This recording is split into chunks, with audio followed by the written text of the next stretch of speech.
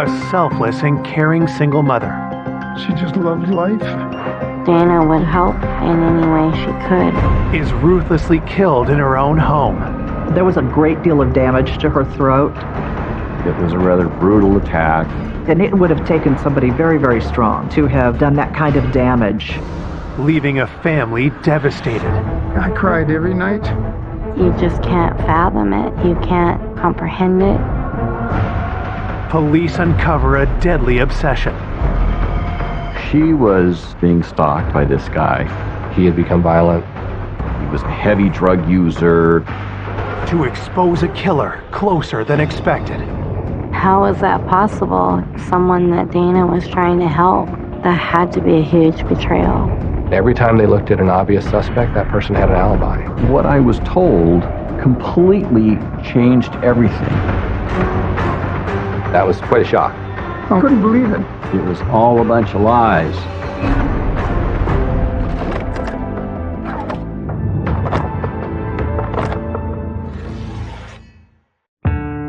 Puyallup, Washington, a charming and peaceful town at the foot of Mount Rainier. The city of Puyallup is about 30 miles south of Seattle, 6 miles east of Tacoma. It's just a nice little town. It's a community, a lot of families, parks. Has a small town feel to it. There's a lot of small businesses. The downtown area is easily walkable. It's a terrific little community. The tranquility is shattered in August 2001 when police get a call from a worried couple who cannot reach their nanny, Dana Laskowski, even after several attempts to contact her. We got a call from Dana's employers that she hadn't shown up for work. Her employers assured us it was very unusual for Dana to not show up. An officer is sent to Dana's home to investigate and arrives at 11 a.m., 3 full hours after she was expected to arrive for work. The officer arrived. He knocked on the front, knocked on the back door, and found the back door ajar. He walked in the back door, walked through the kitchen and through the house, and found an adult female who's deceased on the couch in the living room. Working off a general description, the officer identifies the victim as Dana Laskowski. The crime scene is secured until detectives from Puyallup PD arrive. When we found her on the couch, we see the position of her body, and that's unusual. Her one arm is underneath her head, her other arm is behind her back. She's twisted so that her waist is at an awkward angle. The awkward twist to her body is something that we don't normally see in a natural death scene. It just has a sense that it's a murder. We saw abrasions to the neck, and there was a small pool of blood at her mouth. We did see abrasions on her elbows and knees. The investigator's suspicions are confirmed. Dana was murdered. What it looked like was a strangulation that occurred on the couch, and then the offender simply left her in the position that we found her. Forensic technicians searched the living room for evidence. Primarily the items that we collected were either hair or fibers, and then extensively processed for fingerprints. When we were processing the carpet, we discovered blood trail or spatter of some sort.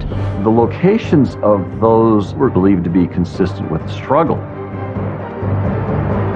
Investigators continue their work throughout the rest of the home. It looked to me like the house had been ransacked. It had a feel that it had been searched, where someone was looking for something. We discovered a basement window that had appeared to have been recently broken, and it was possibly a point of entry. One of the first things we're going to wonder is, was the victim murdered by a burglar that broke into her house during the night? Or was the murderer somebody that she had invited over the house? As they wrap up their work at the scene, detectives contact Dana's family to deliver the tragic news. My son phoned me, and I said, yeah, and he says, He said, Dana's dead. That was it. I was pretty much in shock, and I said, tell me one more time, say what you said, because I didn't want to believe it. You can't imagine that, because, there was no reason. Born in 1965, Dana's childhood was filled with joy. She was the happiest kid in the world. She just it was so easy. She just loved life. Dana was also creative, a special bond she shared with her father, Bill, an award-winning artist. She was always making things. She was artistic, like me, and was interested in what I did and wanted to help. So we were close. Just being around her, you felt her energy.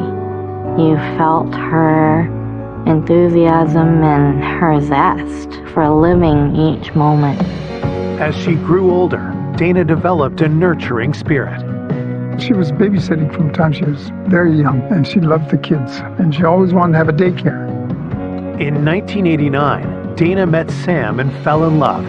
The couple married quickly, but from the start, there were complications. She was having trouble getting pregnant.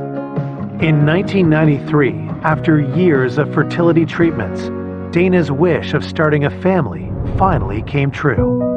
She was so excited when she found out she was pregnant, because that's what she really wanted all her life, and it was a pretty exciting time. Dana's delight only grew when she discovered they were having triplets. She loved the kids, because then she could bake and she could make things and do art. She loved it, she really did. But by 2000, after 11 years of marriage, the stress of parenting took its toll on the relationship. Dana told me that she had moved and that they were separated. As a single mom, Dana worked hard to provide a good home for her triplets. Dana cared deeply about family, and especially for her troubled 17-year-old niece, Amanda, with whom she was very close. Dana would do anything for Amanda. Amanda loved Dana, because, Dana was kind of this flashy, artistic type person, and Amanda loved all that too. Dana was a very kind, caring person, loved her family. Amanda was a frequent runaway. So Dana wanted to guide Amanda out of risky behavior, away from drugs, away from the runaway lifestyle. Amanda had a rough relationship with her parents, so would often turn to her favorite aunt. By all accounts, she was the kind of the cool aunt that you could go and actually tell the truth to about your problems. No judgment, just help. Dana soon became a surrogate mom to Amanda and her best friend, Emily Lauenborg. Food, showers, a warm place to stay, money. Dana would open her heart and her home to help in any way she could. She was a mentor and also a friend. Dana had an open-door policy and would always welcome Amanda's friends to her home. She was very comfortable at her age being amongst teenagers as though they were her peers. Just everybody loved her. But now, all that is left is loss and unanswered questions. For us to lose Dana was so hard. Losing a child is probably the worst thing that can ever happen. And, she shouldn't have died before me. Who would want this loving and generous spirit dead? And why? This murder was very unusual. Right from the start, we had a lot of things that needed to be done in order to find the killer. Back at the station, detectives start reaching out to those closest to Dana. They begin with her ex-husband, Sam, who they learn has the triplets staying with him. As the ex-husband, Sam, is a person of interest and the first person we needed to look at. But we couldn't find him. The fact that he was missing, this is significant to us. We have to find him. Coming up, investigators uncover a dark obsession. He had kind of gotten fixated on her, and he didn't really take no for an answer. And alarming secrets in the journal that said 10 things I want to do before I die, and one of those 10 things was kill somebody and get away with it. That point to a killer no one would ever suspect. I felt what he was telling me was not possible. You just can't comprehend that it's real. And the truth is finally revealed. That's about as close to a confession as you're going to get.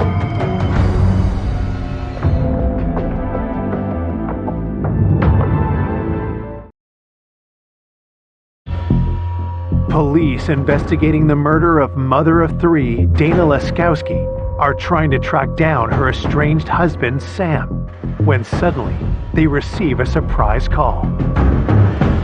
Sam actually reached out to the police to try to find out what had happened. Sam, it turned out he had taken his kids camping and away from his phone and away from contact. And so when he got back to civilization, he had all these messages that Dana was murdered. So we went up to interview Sam, Dana's ex. And so when we confirmed that Dana was murdered, Sam was upset. He would respond to all of our questions, but he's just not the kind of person that elaborates. As we were talking to Sam, we noticed he did have some abrasions on his knees, and that's unusual. We asked him about that, and he said they were from playing baseball. It was baseball season. Detectives press Sam about his feelings toward Dana. When asked about his relationship with Dana, Sam described it as they were estranged, but they co-parented their kids, and they've had arguments, but overall, they were trying to make it work. Sam and Dana just grew apart. When she moved away, she was so excited. I think it made her feel good about knowing that she could be independent, and I think that was important for her to be able to do that on her own. We just felt that Sam was mad at Dana for having relocated 3 hours away and had split the family, and the hopes of having a family and a marriage were dashed and destroyed. Was that enough to push Sam over the edge and harm Dana? Based on the information that we had about her ending her time with her husband and becoming estranged, we thought Sam had possibly come over to discuss something that has to do with custody, and they'd gotten into a fight, and the fight resulted in Dana's death. Police ask Sam where he was the night of Dana's murder. Sam said that he had left his kids at his home and he went and got gas. He showed us a receipt for that gas. He said the next day he went camping with the triplets. Detectives believe Dana was killed sometime between midnight and 7 a.m., but Sam cannot corroborate where he was at that particular time. It wasn't an ironclad alibi. He didn't have 3 adults who would be able to say he was with us all night. They were kids, they were sleeping. It was not impossible for Sam to have left the kids and come back to Dana's house and committed the murder. And we looked at the possibility that he filled up his gas tank, drove to Puyallup, killed Dana, and then drove back to the kids at the home. Investigators press Sam further. Sam denied killing Dana. When we approached Sam for his fingerprints and his DNA, he was not necessarily agreeable or cooperative, didn't like the idea that he was a potential suspect. He certainly didn't like the idea that we thought that he might be responsible for her murder. Sam didn't really want to cooperate with requests for DNA and hair samples. Sam's behavior may be suspicious, but police have no concrete evidence to tie him to the murder. You can't charge someone with a crime just because their alibi isn't ironclad. You can't charge them with a crime because they can't prove they were someplace else. You have to prove that they committed that crime. There has to be evidence at the scene that connects the person to the crime. And so in this particular case, they didn't have that with Sam. While police seek hard evidence against Sam, Dana's autopsy results come in. The results were that she had died of strangulation. The cause of death was a fracture of the cricoid cartilage in her throat. There was a great deal of damage to her throat, her windpipe, and it would have taken somebody very, very strong to have done that kind of damage. We were going to be looking for an offender who had upper body strength and prone to flying into a rage. Because of the fracture of the cricoid cartilage takes a great deal of strength. And a strangulation itself takes a very committed attack. The victim generally fights back. And then the attacker has to double down on the strangulation while the victim is struggling back. Just to think that Dana struggled and fought for her life, it's just wrong. It's all wrong. Looking for new leads, detectives turn to Dana's niece. Police contacted Amanda as she was a relative and somebody who knew the victim. And what Amanda said was that Dana was the kind of person where she could go over, do laundry, maybe get a little bit of money. That was who she was, and that's how she helped out Amanda. And she didn't know what had happened or who would want to murder her aunt. Detectives also speak to the couple who employed Dana as a nanny. When asked if they knew of anyone who might want to harm Dana, their answer is chilling.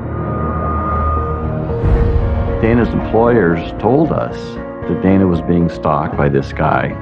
Her employers told us that Dana had said that if anything happened to her, he'd be the one. And that was significant to us because I'm looking for a killer.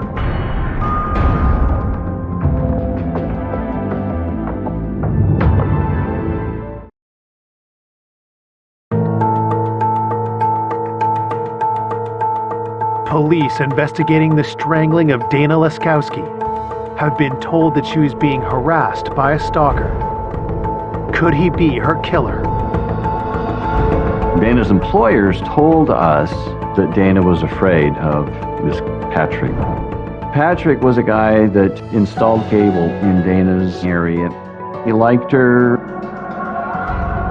Dana had told her sister-in-law and her employer he had kind of gotten fixated on her. Dana, by accounts, let him know that she wasn't interested. Police learned that Patrick had been trying to contact Dana for over a month straight, and that his pursuit had become even more intense. Patrick was leaving notes and flowers on her back porch. He wrote some notes that were like poems. Then, the messages took a disturbing turn. Dana's friends told the investigators he left her a note letting her know that he had been observing her and seen her doing things inside her home that he wouldn't know unless he was observing her.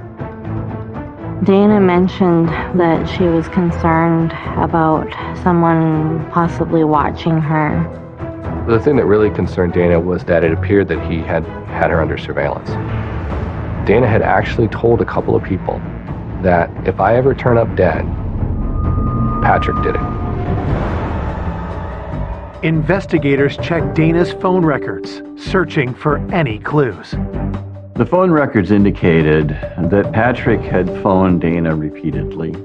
It wasn't just some guy who, sent her a couple extra texts and then disappeared. This was somebody who was going beyond that, doing stalking type things that would be concerning in any context. When investigators look into Patrick further, they make an alarming discovery. Patrick was driving a white van. It was a ladder truck. We had neighbors that had identified a white van in the area around Dana's residence prior to the murder. His work van had been seen in the alley behind the house.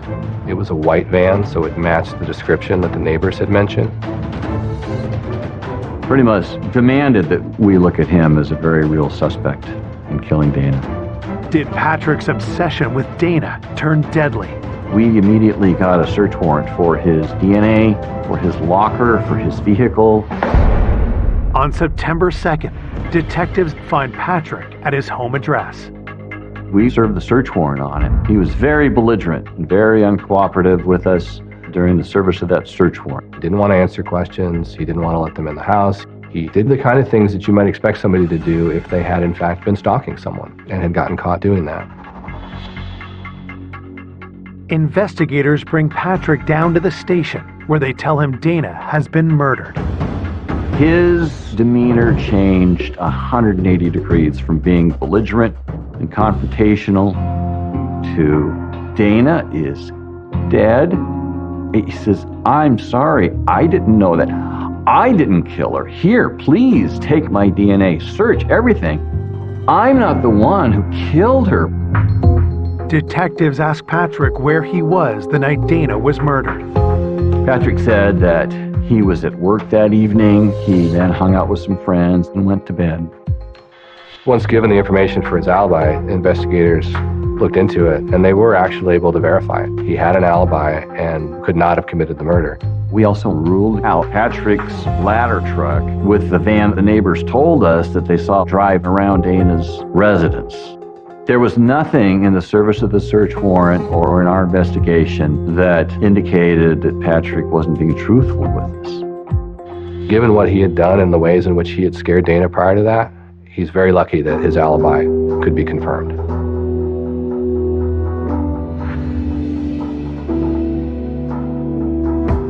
Having cleared Patrick, investigators now focus on another man in Dana's life, Michael, who they learn was having a long-distance relationship with her.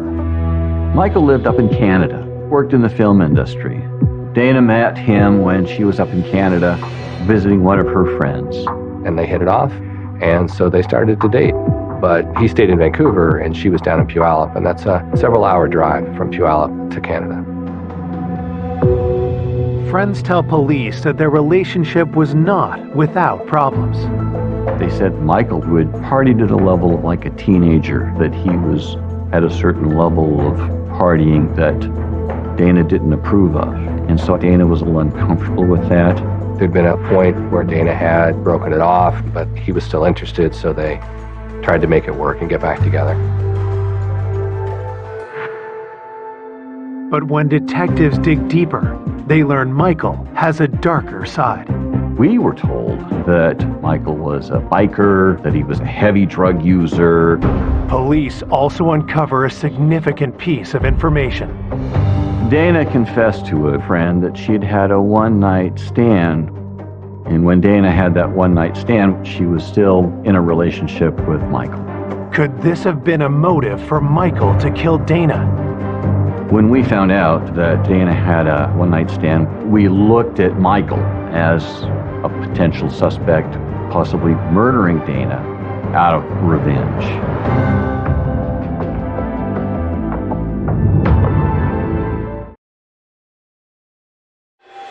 Investigators searching for the killer of single mother Dana Leskowski have a new possible suspect, her boyfriend Michael.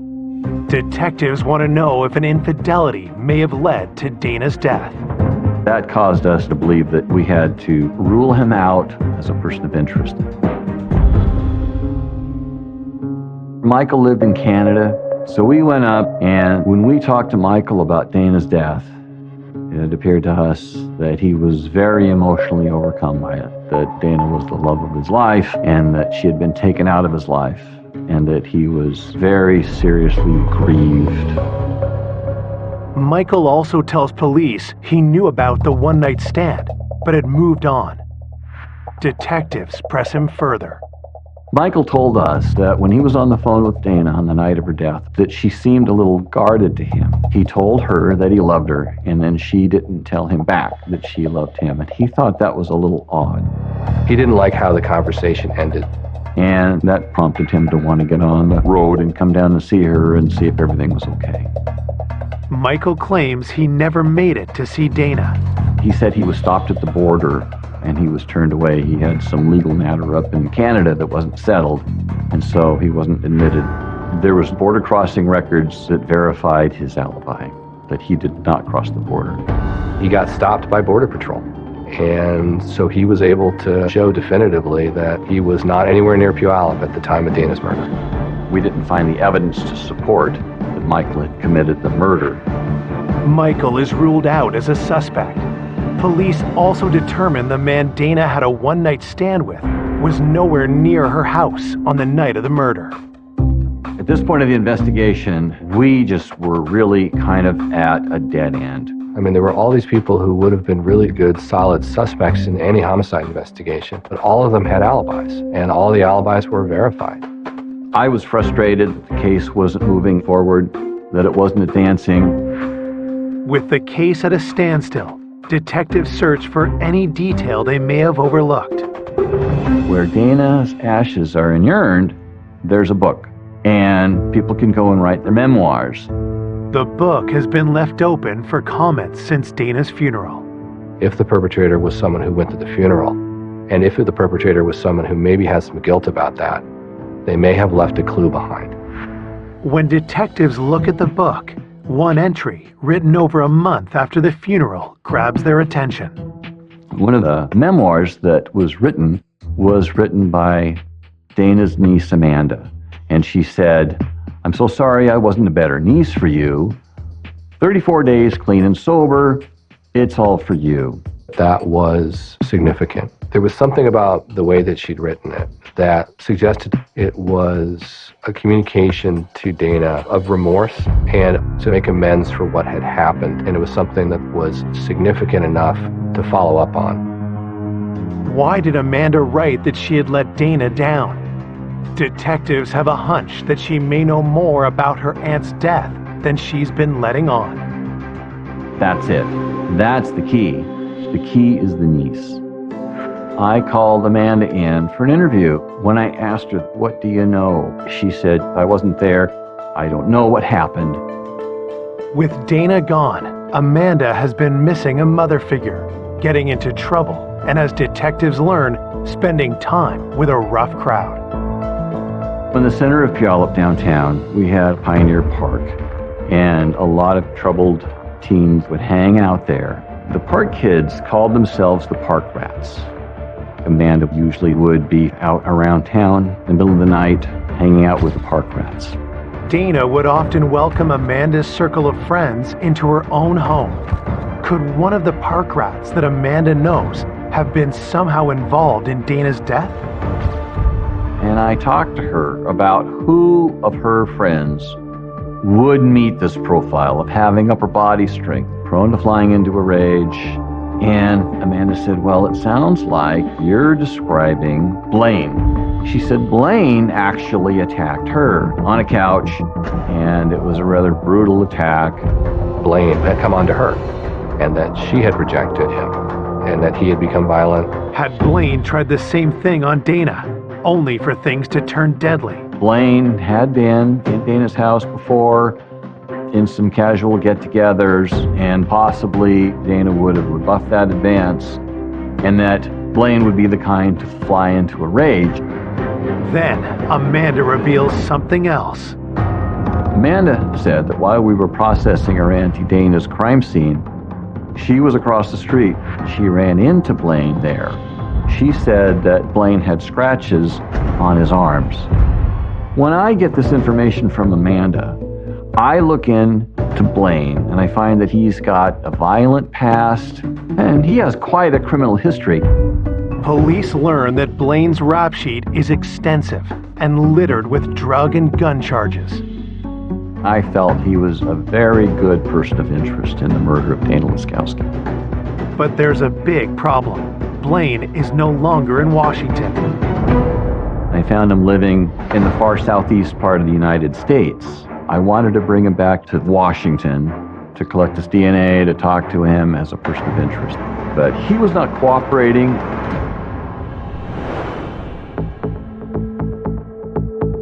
As investigators attempt to extradite Blaine, they seek out known criminals he's associated with and find one of them, a friend of Blaine's, serving time in jail.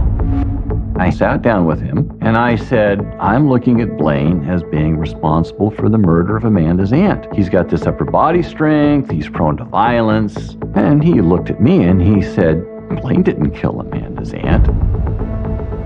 What I was told completely changed everything.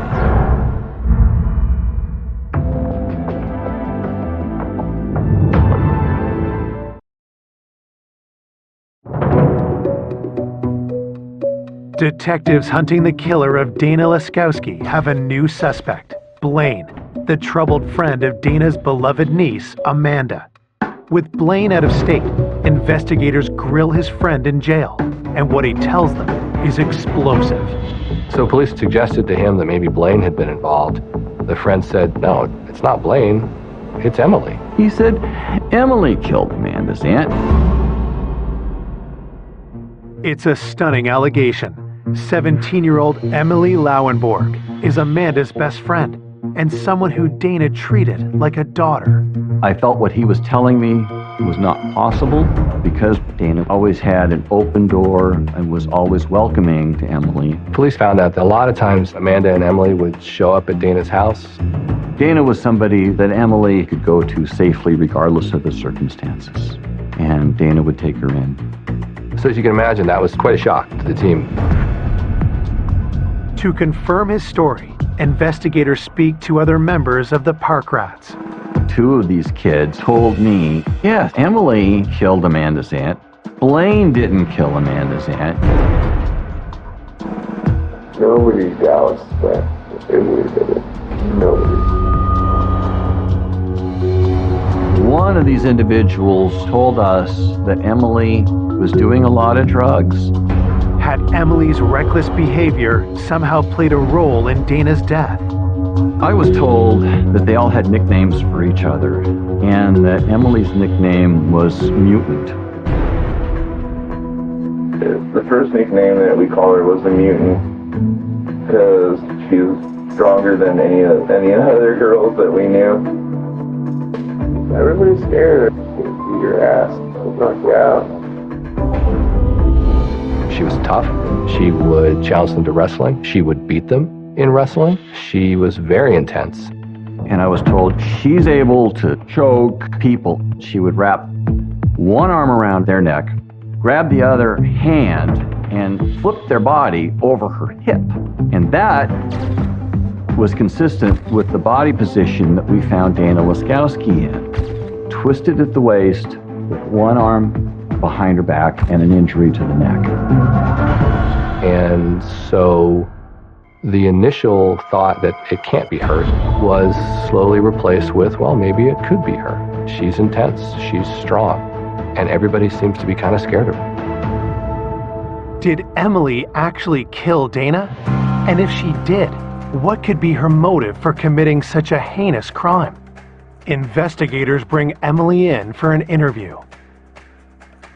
I sat down with her, and I had a tape recorder, and she said, aren't you going to turn that thing on? I would say she was quite self-confident, a little cocky. She was not particularly cooperative with efforts to talk to her about what happened. I said, here you are, sitting in a police station under suspicion of murder, and you're playing this game with a detective. And I said, look at these people right here that have told us you killed her. And she said, those people are lying, and that she didn't do it. She got very angry. Those people are lying. When investigators ask Emily where she was the night of the murder, she dodges the question. She was bartering and arguing with me and not really giving me a clear defense and denial.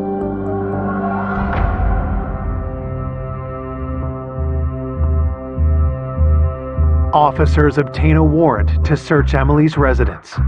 One of the items that they recovered from Emily's apartment was a shirt that Emily had taken from Dana. One of her friends told us that Emily had a black shirt that belonged to Dana and that she actually wore that to Dana's funeral. We went back to the pictures of the funeral and did see that Emily was wearing a black shirt. One possible explanation for that was rubbing her nose in it. Not only did I kill you, but I'm wearing your blouse to your funeral. The search uncovers more incriminating evidence. And we found this journal. And in the journal, it said, 10 things I want to do before I die. And one of those 10 things was kill somebody and get away with it. One of the statements in the journal that Emily wrote in her own hand when talking about Amanda, because she'd gotten into an argument with Amanda, was, I could effing strangle that bitch just like her aunt. So that was very significant. I was invigorated. because I had something. That's about as close to a confession as you're going to get.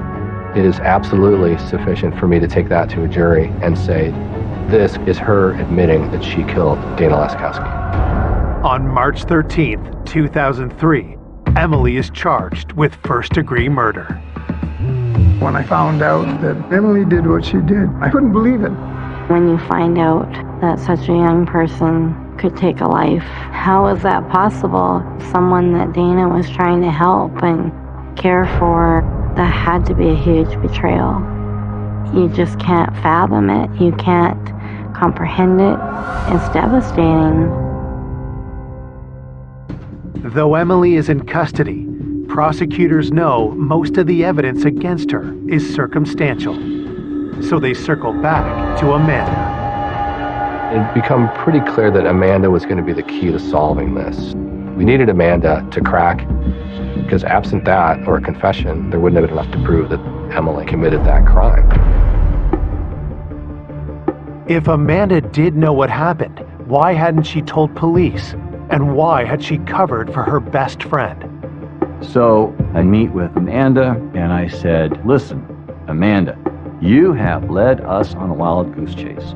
Starting off with Blaine, who was in another state. He didn't do this. You have not come forward with this right from the start. You know what? This is a case of conspiracy after the fact. So tell me what happened. That's when she really cried and sobbed.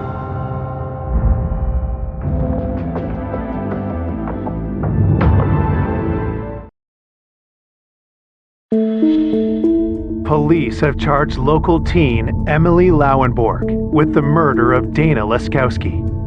Now, investigators suspect Emily's best friend, Amanda, Dana's own niece, may also be involved. I said, all right, tell me what happened. You've sent us on every possible goose chase and every rabbit trail you could head us down. It was all a bunch of lies. Through tears, Amanda makes a horrific revelation. Amanda disclosed that she and Emily came to Dana's house and they came to the back door. They were high on some drugs and they just went up to try to get some money. And Emily was rude and Dana said, you girls have to go. Things quickly escalate.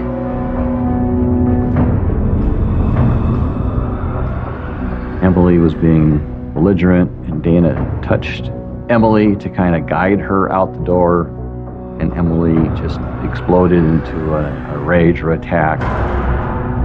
Basically, she attacked her, put her in that wrestling hold, and squeezed too tight with some kind of scarf or fabric.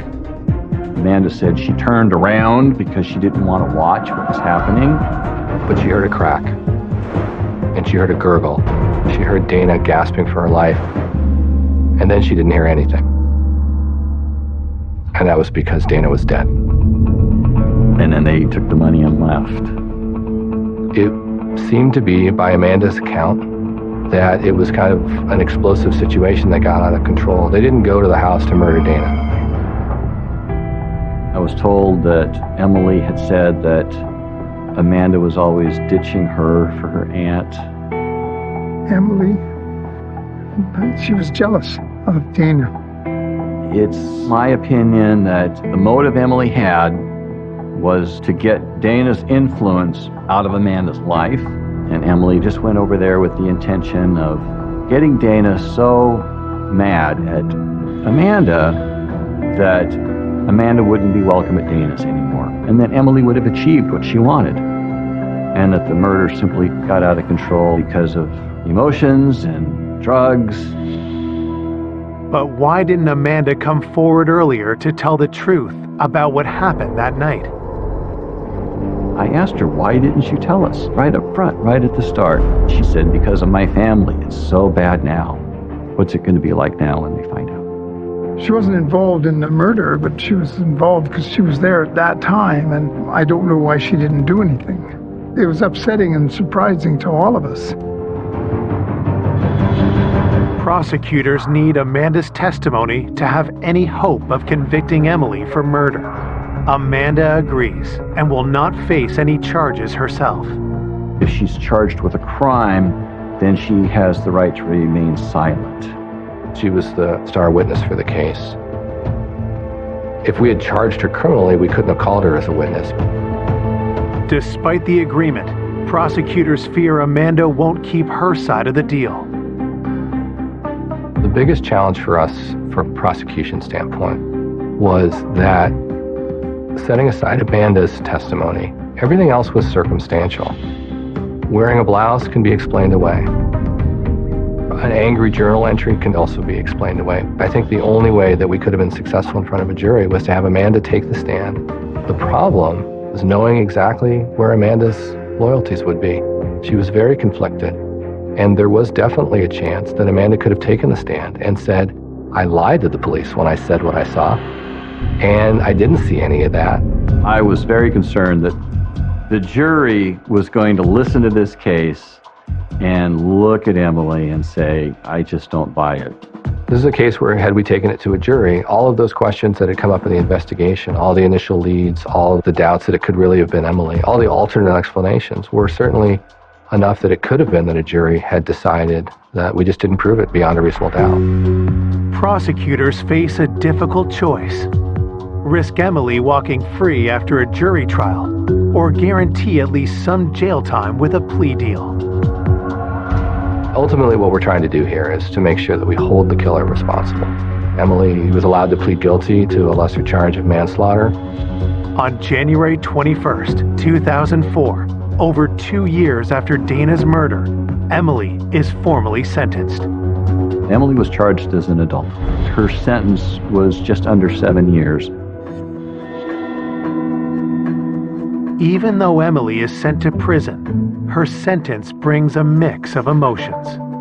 I felt a sense of relief that someone was now being held accountable for Dana's death, but I did feel angry. I thought, well, at least it's something, But it just was amazing that you could take the life of a young mother and only get like 6 years. Doesn't make sense. Dana's family was upset that the sentence was so light. They felt that the person responsible for taking the life of Dana should have been given a stiffer sentence. It was really tragic.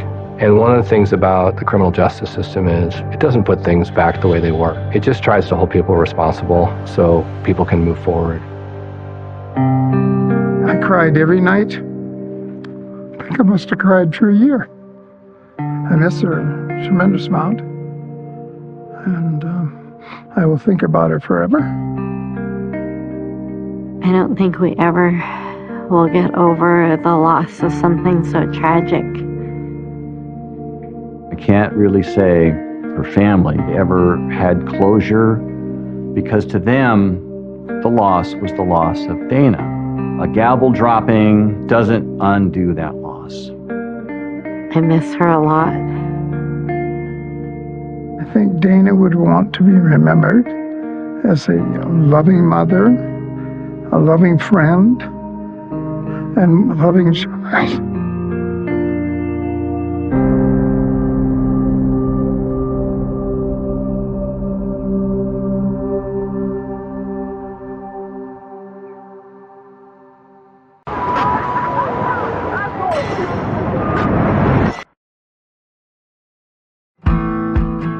A charming and spirited young mother.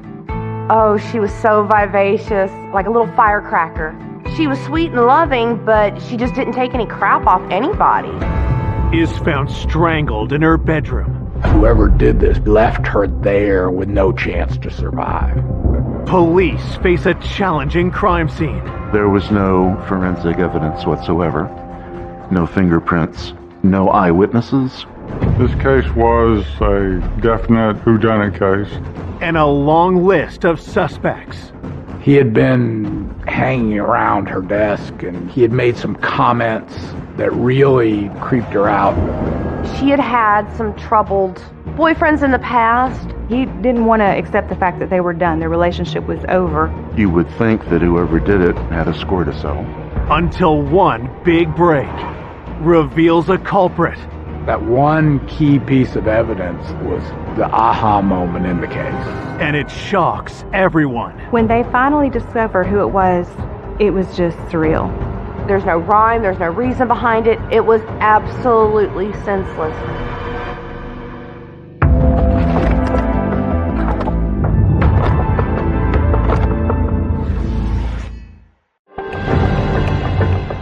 Just before 5 p.m. on a Monday in March of 1999, in the small bedroom community of Norcross, Georgia, police raced through the suburban streets in response to a 911 call. The only information that we had at hand initially was there had been a person discovered dead in an apartment. It was her fiance that had called 911.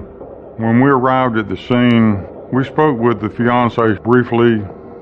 The man tells detectives the victim is 20-year-old mother of one, Danielle Jennings.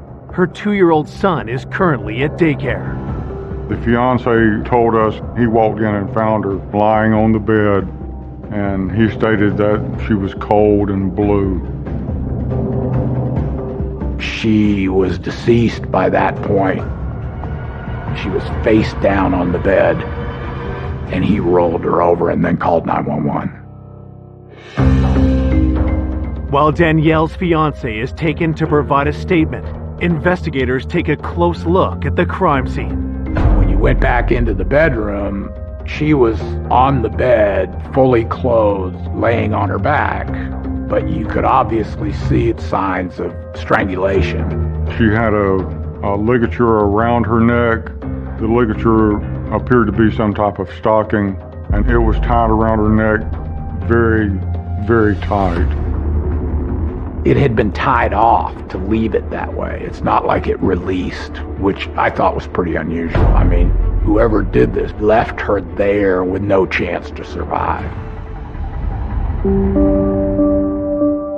The ligature was knotted in the back, which would tell you that the person was on her back, behind her when she was strangled. Detectives explore the rest of the crime scene, looking for clues. The bed was messed up. One of the dresser drawers was open. The stocking that she was strangled with may have been one of hers out of that drawer. Her purse was dumped out as if somebody had dumped the contents and rummaged through it. It could have been a robbery or a burglary just gone wrong. However, there was other stuff such as cameras, miscellaneous jewelry that could have been taken, but they were not taken. It was possibly a burglary that had been interrupted, but you always have to consider the possibility that it could have been a staged burglary because, frankly, there really wasn't a lot of disruption. Next, investigators try to determine how the killer entered the apartment. There was absolutely no tool marks or anything on the front door, and then there was a sliding patio glass door. It was locked. There was no evidence of tampering with it at all. We went around and we searched the outside, but we didn't turn up anything of any value. Before they return to the station to interview Danielle's fiance, detectives fan out to speak with other tenants in the complex. Most of the people in these complexes work during the day, and so most of them are not home. We left our business cards with a note asking them to please give us a call. As the crime scene investigation continues, news of Danielle's violent murder quickly spreads to her family and friends. When I found out that Danielle died, I said, no, you've got to be kidding me. I said, this cannot be real. And then I dropped the phone and I just started screaming.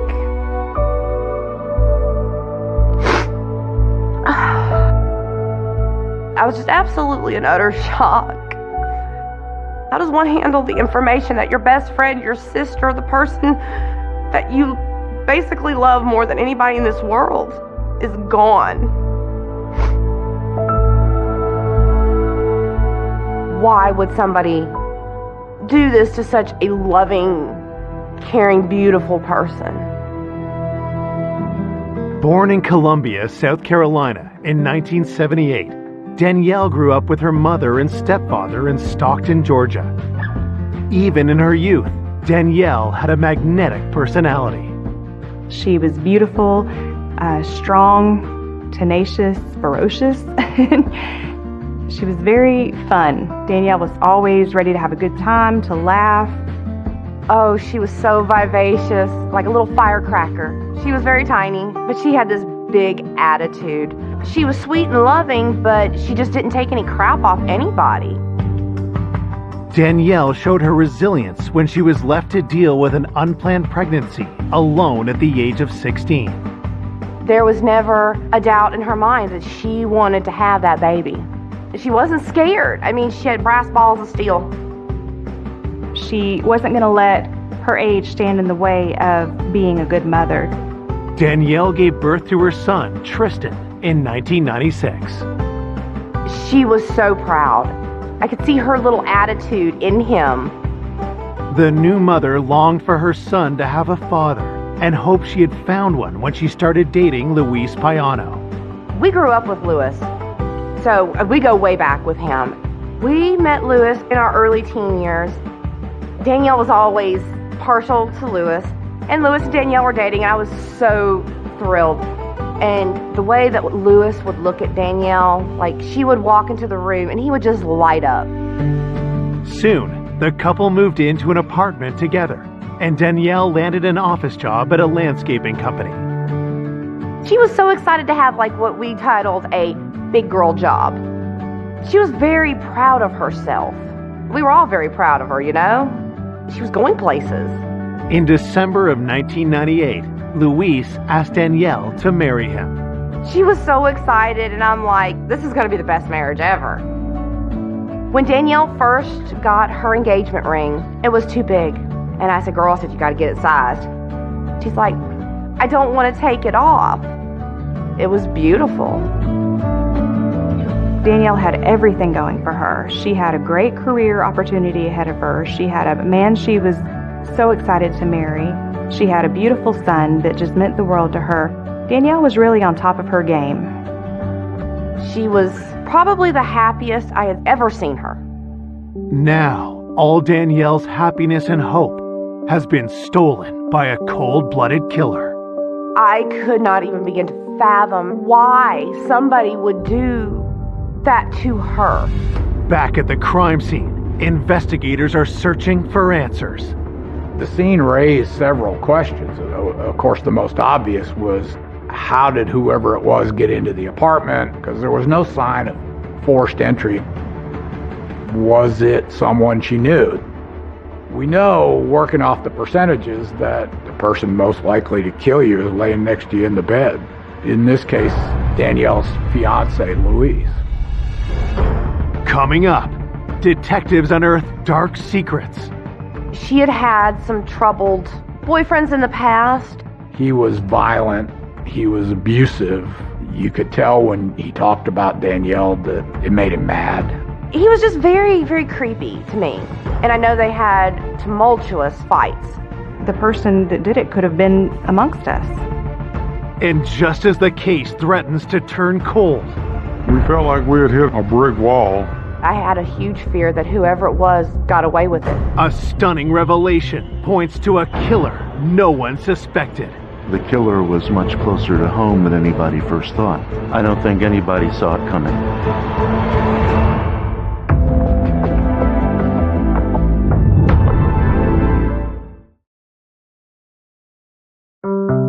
Police investigating the murder of 20-year-old mother Danielle Jennings have their first suspect, her fiance, 25-year-old Luis Payano. Even though he's her fiance, everybody remains a suspect until such time that we solve the crime. Investigators question the distraught young man. He was very emotional, but romance can raise anger to a level sometimes that leads to homicide. Detectives begin their interview by asking Luis about Danielle's movements the day of her murder. He stated that he had been at work all day. The last time he had seen Danielle was when he left to go to work. According to Luis, They had both left the apartment at 6:45 a.m., but Danielle went back into the building to get something. He tells detectives that Danielle seemed distracted because of an upcoming work meeting. She was supposed to be having a meeting with management that day. She didn't feel easy about it. Luis says Danielle called him at work around 11:30 a.m. She wanted to see if Luis would have lunch with her, but he was tied up at work and he couldn't break free. They didn't have lunch, and later in the afternoon, he couldn't reach her. He called her at work, and then they told him that she had gone home at lunchtime, but she didn't come back from lunch after a couple of hours. Luis tells investigators he called Danielle's cell phone and their apartment. He stated that he was trying to get hold of Danielle and was not getting a response, and then he left work and went home to see if she was there.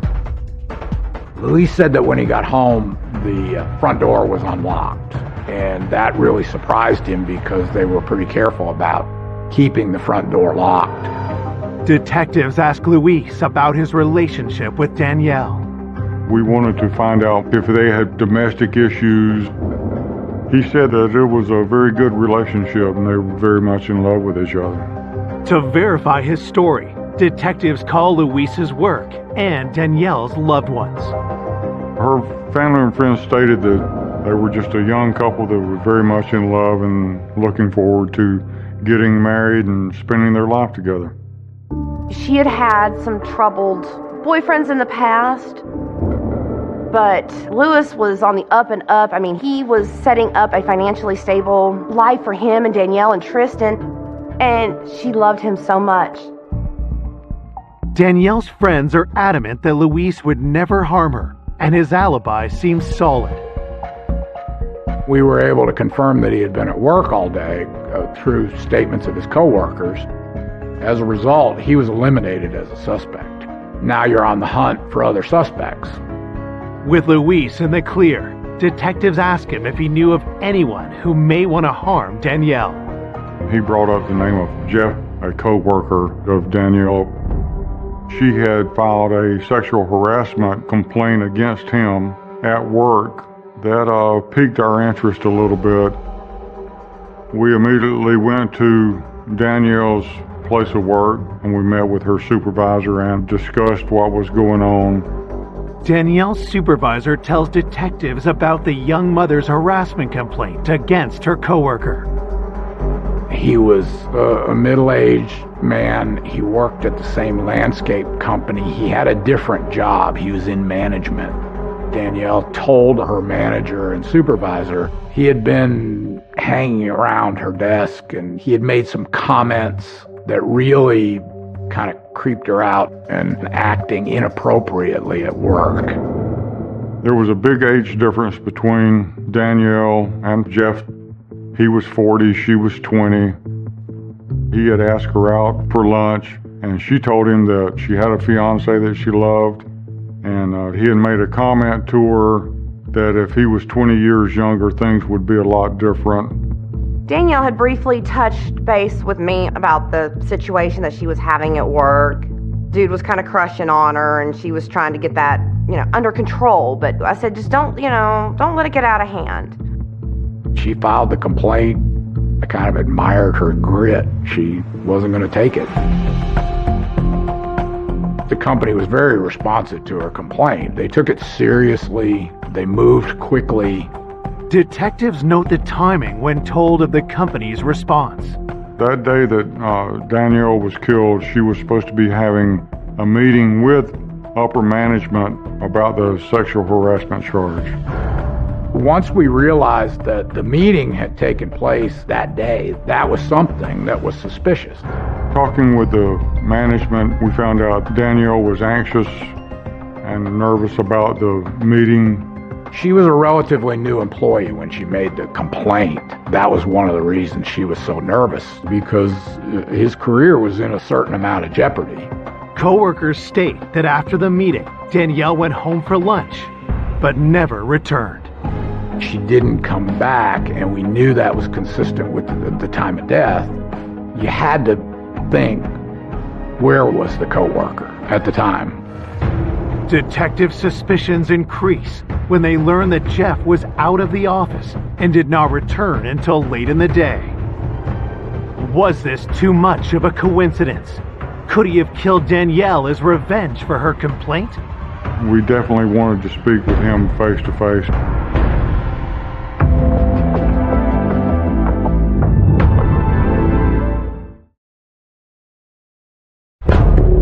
Detectives hunting the killer of Danielle Jennings suspect a harassment complaint against her coworker, Jeff, may have led to retaliation and murder. We were now focused on him as a possible suspect.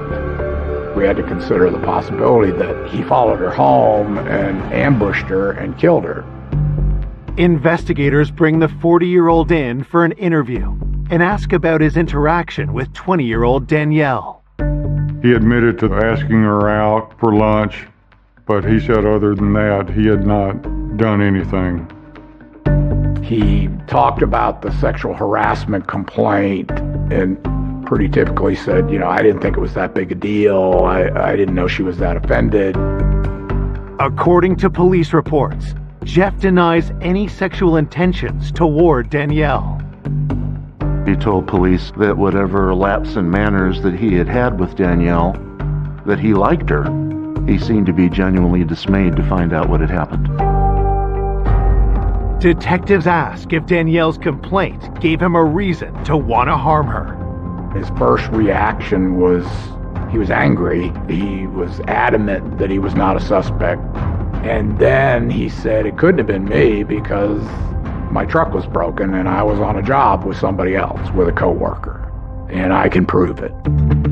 Jeff provides investigators with the name of the coworker he claims to have been with. We immediately ran down his coworker at like 1 o'clock in the morning. This guy verified that he was with him all day till the close of business. They were together. With his alibi confirmed, police eliminate Jeff as a suspect. 24 hours after Danielle's murder, the enormity of her death is only just starting to hit home for Danielle's loved ones. Things like that didn't happen where we grew up. I could not believe somebody would do that to her. It was just the most nightmarish thing I could imagine. It made me question God. Why would you let something that horrible happen to her? I didn't want to accept it. I couldn't sleep. I just kept saying, she's dead, she's dead. Danielle should not be dead. The following day, investigators receive the autopsy report and scour it for anything that might point to Danielle's killer. The manner of death was asphyxiation or strangulation. The medical examiner stated that she probably lost consciousness within about 15 to 20 seconds after the ligature was placed around her neck. It seemed clear that she had been surprised by her attacker, had no time to move, had no time to strike back. It's almost like it came out of nowhere. We knew from the positioning of the knot, someone had come up behind her with the nylon stocking, pulled it tight until she lost consciousness, and then tied it off to kill her. She had not been sexually assaulted. There weren't any other injuries. There weren't any defensive injuries. This case was a definite whodunit case. There was no evidence found at the scene that could help us. There was no forensic evidence whatsoever. No transfer of skin, no fingerprints, nothing a lab could look at. After striking out with the autopsy, investigators revisit the theory that the homicide was a robbery gone wrong. We don't live there, so we don't know what's supposed to be there and what's not. We asked the fiancé to go back through the apartment with us and tell us what he sees missing. The smallest detail sometimes helps point us into the direction of a suspect, but nothing was missing according to the fiancé. At that point, we had absolutely nothing to go on other than the stocking that she was strangled with. Detectives ask Luis if he recognizes the stocking. We wanted to know whether it came from her.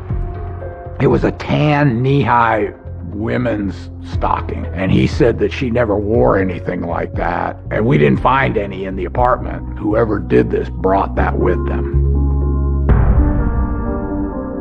The homicide was brutal, violent, and vicious. It lent itself to a personal motive. You would think that whoever did it had a score to settle. Louise told us she had had some tumultuous relationships in her past, so we pursued that angle. Investigators asked Danielle's friends about her previous relationships. When they first started questioning me, they were asking me a lot of questions about her boyfriends in the past, who I felt might have been able to do it. And then it clicked that, Eddie, he was a tow truck driver, and he was a big guy. And he was just very, very creepy to me. Her best friend told us about her ex-boyfriend. He was violent. He was abusive.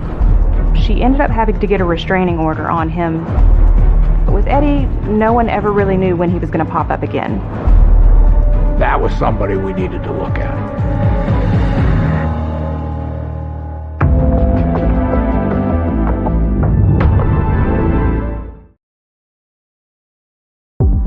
2 days after the murder of 20-year-old Danielle Jennings, friends have alerted investigators to Eddie McElwaney, an ex-boyfriend with a violent history. We learned a lot about her former boyfriend. We learned that she had begun to see him when she was a teenager, when she was younger. Friends reveal Danielle started dating Eddie shortly after she became pregnant from another relationship. But Eddie's behavior soon raised red flags. As they got more serious, he became more possessive and controlling, and he definitely wanted to start isolating her from her friends and family more. I didn't want to be around him. I did not like the way he made me feel. I didn't like the way he looked at Danielle. I mean, he would sometimes look at her with disgust. And I know they had tumultuous fights. We learned it had been an abusive relationship, physical and emotional. I mean, she would stand up to anybody, but as tough and as a badass as she was, I think she was a little bit afraid of him. Things only got worse with Eddie when Danielle gave birth to her child. Her family and friends stated that shortly after her son was born, Eddie was getting involved in drugs, and that was finally the straw that broke the camel's back, and she ended the relationship with that. Danielle moved out and tried to start fresh, but Eddie had other plans. She knew it was going to be difficult, but she didn't realize that Eddie was not going to leave Danielle in peace. He didn't want to accept the fact that they were done, their relationship was over. She never knew when he would turn up around the corner, when she just wanted to be left alone. She had gotten a restraining order against Eddie because he had been stalking her. He had been driving back and forth in front of her house. He had gone to her work, and she was in fear that she was in danger. We found out that he had violated the restraining order several times. He would call her, leave voicemails for her. He would drive by her house several times a day or night. When police ask when Eddie last contacted Danielle, the answer is troubling. Danielle's family had told us that within the last few months he had been calling her, trying to get her to talk to him, but she would just hang up on him. Could Eddie have shown up at Danielle's apartment the day she was killed, leading to a deadly confrontation? I've seen a lot of domestic abuse cases, so I knew that there was a possibility that with his past that he could have done something like that.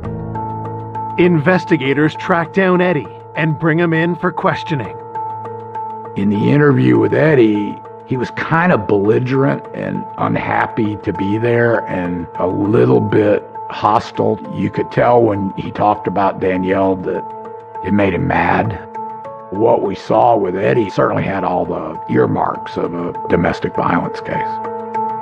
When questioned about his relationship with Danielle, Eddie's responses raised detectives' suspicions even more. When he was asked about the relationship, his version was a little bit different. He never mentioned any abuse. He thought everything was great. We asked him when was the last time that he had had any contact with Danielle, and he said that he had not talked to her for at least a year or longer. We know that he's lying about that from speaking with Danielle's family and friends. We knew in the last several months he had been calling her. At that point, he's looking pretty good. So you have to determine where he was at the time of the crime. Eddie tells detectives that he was working many miles away from where Danielle was killed. He said that on his job as a tow truck driver that he had to go out of state. Investigators immediately look into Eddie's alibi. His boss verified that he was out of state, and he was able to produce hotel receipts, gas receipts that showed that he was actually out of state at the time of the crime. Whenever he responded to a legitimate call, he had to log it, and his whereabouts could be verified throughout the day. That is a pretty tight alibi, so he was eliminated as a suspect. It's another dead end for detectives. Once again, we're knocked for a loop and we're back to ground zero, and he moves down the line and we're looking for somebody else. It was infuriating. It was frustrating. I had a huge fear that whoever it was got away with it, because people get away with murder every day. I was really hoping that the detectives would find something, because you're sitting here trying to point a finger at somebody that you don't know who. There was this air of suspense around everything because we didn't know at that time who had killed Danielle. The person that did it could have been amongst us. We had basically eliminated everybody who was close to the victim. When you get to that point of an investigation, you don't have anywhere else to logically follow up. With no more leads, the investigation is at a standstill. We felt like we had hit a brick wall, and then we got a call that changed everything.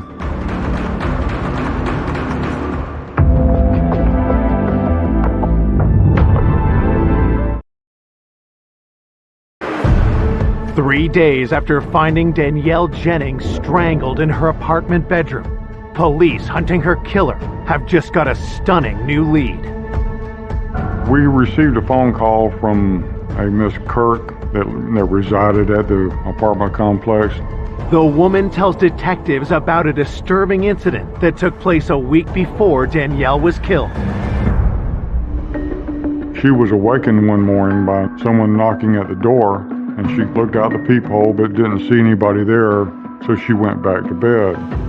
And a few minutes later, she hears the front door open, and the maintenance man is standing there. The maintenance man says that he's there for a work order. However, Miss Kirk says she felt very uncomfortable the entire time that he was in there because he was always staring at her, like he was more preoccupied with her than he was completing the work order. The woman cannot provide the name of the maintenance man, but she gives a description to police. Detectives head back to Danielle's apartment complex to investigate. While speaking with the management at the complex, we found that there was another case similar in the past from a Miss Bruno that lived in the apartment complex. Management told the detectives that someone had walked into this woman's apartment. She had, of course, asked him who the heck he was. "What are you doing in my apartment?" And he said maintenance, and claimed that he was there to change light bulbs. And she said, "I don't have any light bulbs to change." He kind of mumbled and stumbled, and then, maybe I have the wrong apartment, and he backed out and left. It was so similar to the other one, which of course raises our eyebrows. The complex was big enough so that there were several maintenance workers, but only one closely fit the description given by the young ladies. That would be Calvin Oliver. We showed a photograph of Mr. Oliver to Miss Bruno and Miss Kirk, and both of them identified him as the person that had walked in on them.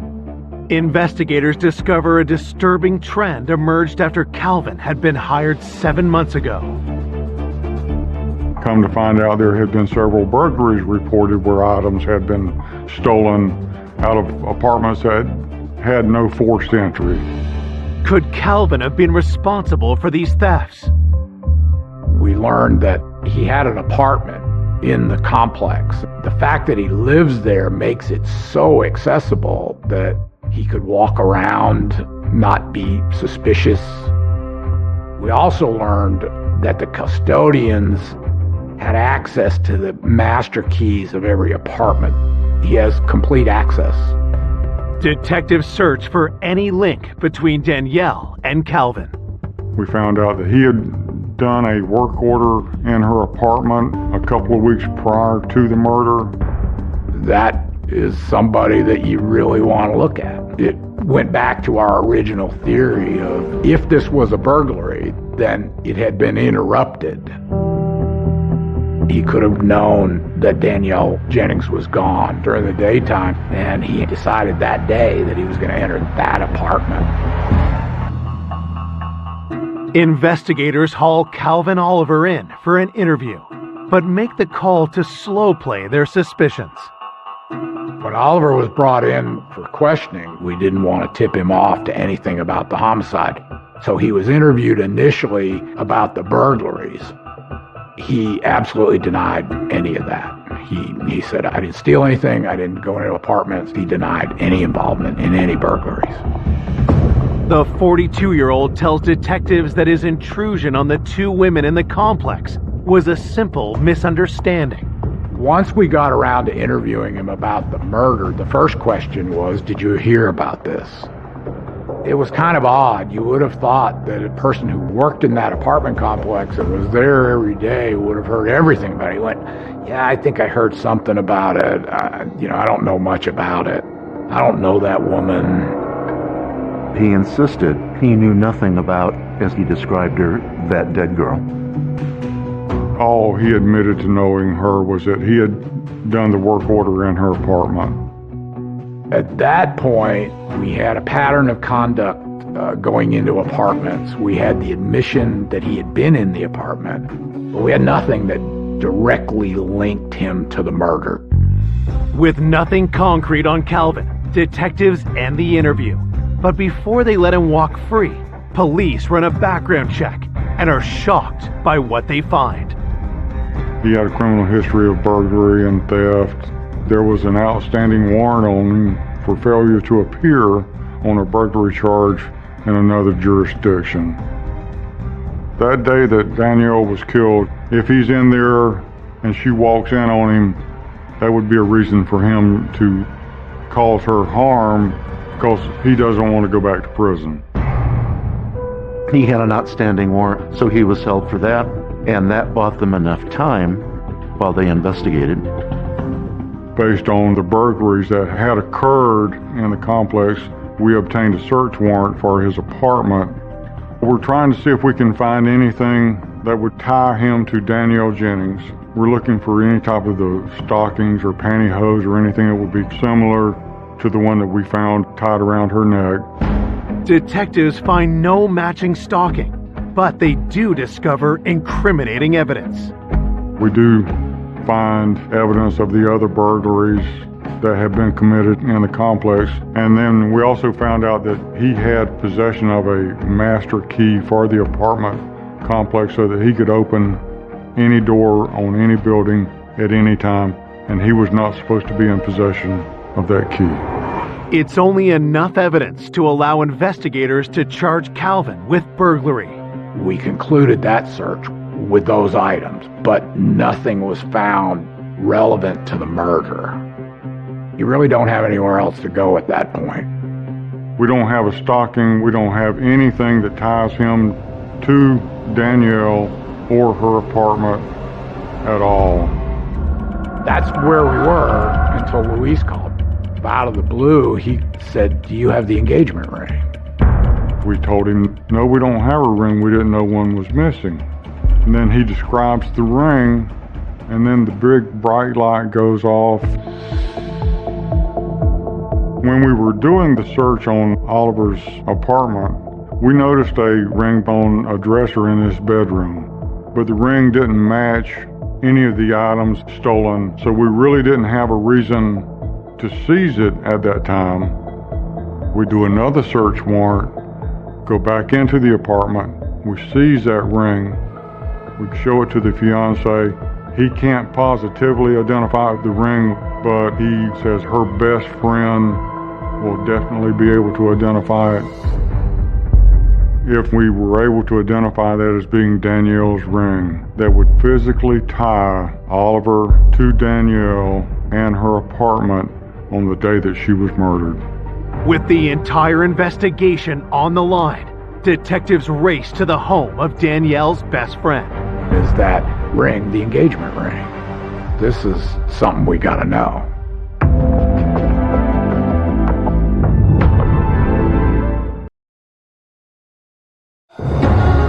Investigators believe the key to solving the murder of Danielle Jennings is her missing engagement ring. If we had that ring, then we had the killer. Detectives have seized a ring from suspect Calvin Oliver's apartment. But is it Danielle's engagement ring? They hope her best friend can answer that question. The detective and Lewis were there, and I said, well, what's going on? And the detective looked at me and he said, Leslie, he said, do you know what Danielle's engagement ring looked like? And I said, yes, sir, I do. The detective said, is there any defining characteristics to this ring? He goes, and I need you to be specific. And I said, yes, sir. I said it was bent. She had bent the band so it stayed snug on her finger because she wouldn't take the dang thing to get sized.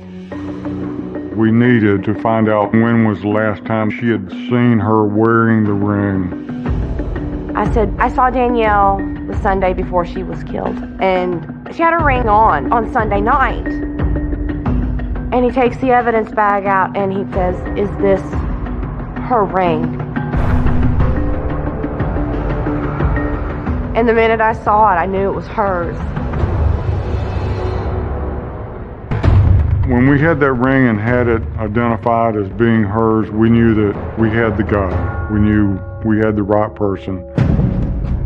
Finding the ring was the aha moment in the case. And that was the piece of evidence that allowed us to charge Calvin Oliver with murder. 9 days after her death, Calvin Oliver is arrested for the murder of Danielle Jennings. The primary charge was malice murder, and that means that you intentionally and unlawfully kill another human being. Detectives once again interview Calvin, this time taking a different approach. Once you have a suspect under arrest for the charge that you're interviewing him about, then the interview becomes very direct.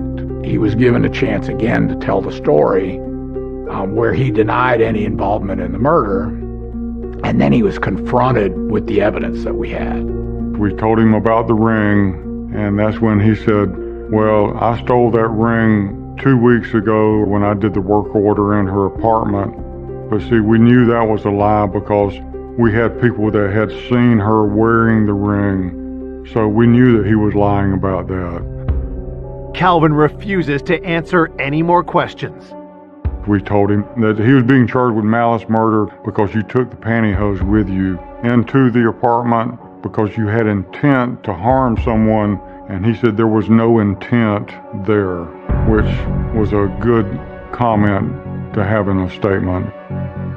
It's like he admitted to killing her without knowing that he had admitted to it. We were convinced 100% that we had our guy. This is the guy that was responsible for the death of Danielle Jennings, and that we were going to send him to prison for the rest of his life. News of an arrest in Danielle's murder brings relief to her loved ones and surprise. When they finally discovered who it was, the maintenance man in her apartment building, it was just surreal. I don't think anybody saw it coming. The killer was much closer to home than anybody first thought. When I saw his picture, I threw up, knowing that that was the man that strangled my best friend for no reason. At trial, prosecutors present how they believe the crime unfolded. The day Danielle was killed, Mr. Oliver had already let himself in, hoping for financial gain. After the HR meeting about her coworker, Danielle went home for lunch by herself. Once she opened the door and stepped in, he knew she was there, and he knew she could not exit again. He was not going to get caught. He ambushed her from behind with the stocking. He came over her head. He pulled it tight, pushed her down onto the bed until she lost consciousness, and then he tied the ligature off, and there was no way for her to escape. There was no heat of the moment. There was no emotion. He killed Danielle because it made his life easier. The jury hears about the prosecution's most damning evidence, Danielle's stolen engagement ring. I had to be the one to testify about the ring because I identified the ring. I actually had to look at that man. I had to sit there and look at him. Calvin Oliver sat there just staring daggers into me, is what he did, and tried everything he could to make me feel uncomfortable. And I took a big, deep breath, and I stared right back at him. There was no explanation for the presence of this ring in Calvin Oliver's apartment, other than he took it off Danielle Jennings' dead finger. On October 13th, 2000, after a 5-day trial, the jury delivers their verdict. He was found guilty on all charges. The judge sentences Calvin Oliver to life in prison. When the verdict came through, we were all holding hands. We just knew justice had been served as far as it could be. I mean, we were glad, but it still wasn't going to bring her back. Her mom was never the same again. It destroyed her. That horrible man took away an angel that was put here. She was a huge light to me, to her fiance, to her son. She was everything to a lot of people. To this day, I still dream of her. There's not a day that goes by that I don't miss her.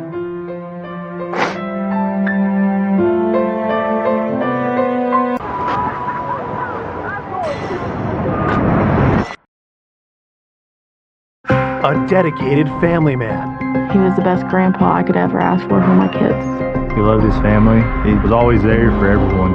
And a pillar of the community. He helped a lot of the people who were down on their luck. He was changing everyone's life. Is senselessly murdered. We noticed what looked like burn marks. Is this a torture type crime? Was he actually tortured? Detectives follow a trail of evidence. I noticed my dad's truck was gone.